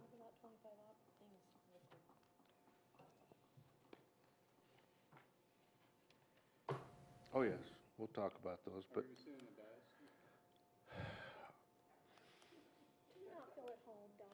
anyway, I would assume that Wednesday evening we'll come together to pretty much finalize the document, because it needs to be put in ordinance form, or is it kind of already, but we have to amend it at second reading? We have first reading going to Legal and Finance on Wednesday and Council on the 19th. Okay. If you wish to add or change the budget in any way, we will need some lead time to get that accomplished for second reading. Yes, that's most important. So I think we need to show up Wednesday night with the idea that we're going to pretty much get that done. Fair? I think, do you agree that that's what we need to do? So that we are in the, if we need a last minute adjustment? If we have to, we can meet again. Now, everyone got the summary, I think, that I sent out of issues that I'd picked up on, and some here, but I think we'll try and get through those on Wednesday evening. And Pauline? I was just say, if there's anything that you would like specifically attached to the agenda, please give that to Charlene, so everyone else can have a chance to look at it maybe beforehand For Wednesday's for meeting? you mean? Wednesday's meeting. I think for the purpose of that Wednesday night meeting, we will be discussing formulating the final budget. May not get there, but we're going to work that way. And I think that's the agenda item. So if we don't do that Wednesday night, then early Thursday morning we'll finish, right? Just we'll put a cloth over the clock. They do that elsewhere. Well, we've done that here. Appreciate your time. Are there any other questions pertinent to tonight's agenda? If not, is there a motion to adjourn? So moved. I have one announcement. Wait a minute, we're adjourning. This is a good one. There is a soldier from 10th Mountain, his name was Tom Hogan, that was denied a Purple Heart Plate by the state of South Dakota. He just got it today. Thank you. Thank you, BFW. And others, but anyway, no discussion. Those in favor say aye. Aye. We're adjourned. Thank you for your work. See you Wednesday, 5 o'clock. Lunch will be served. What are we having, by the way?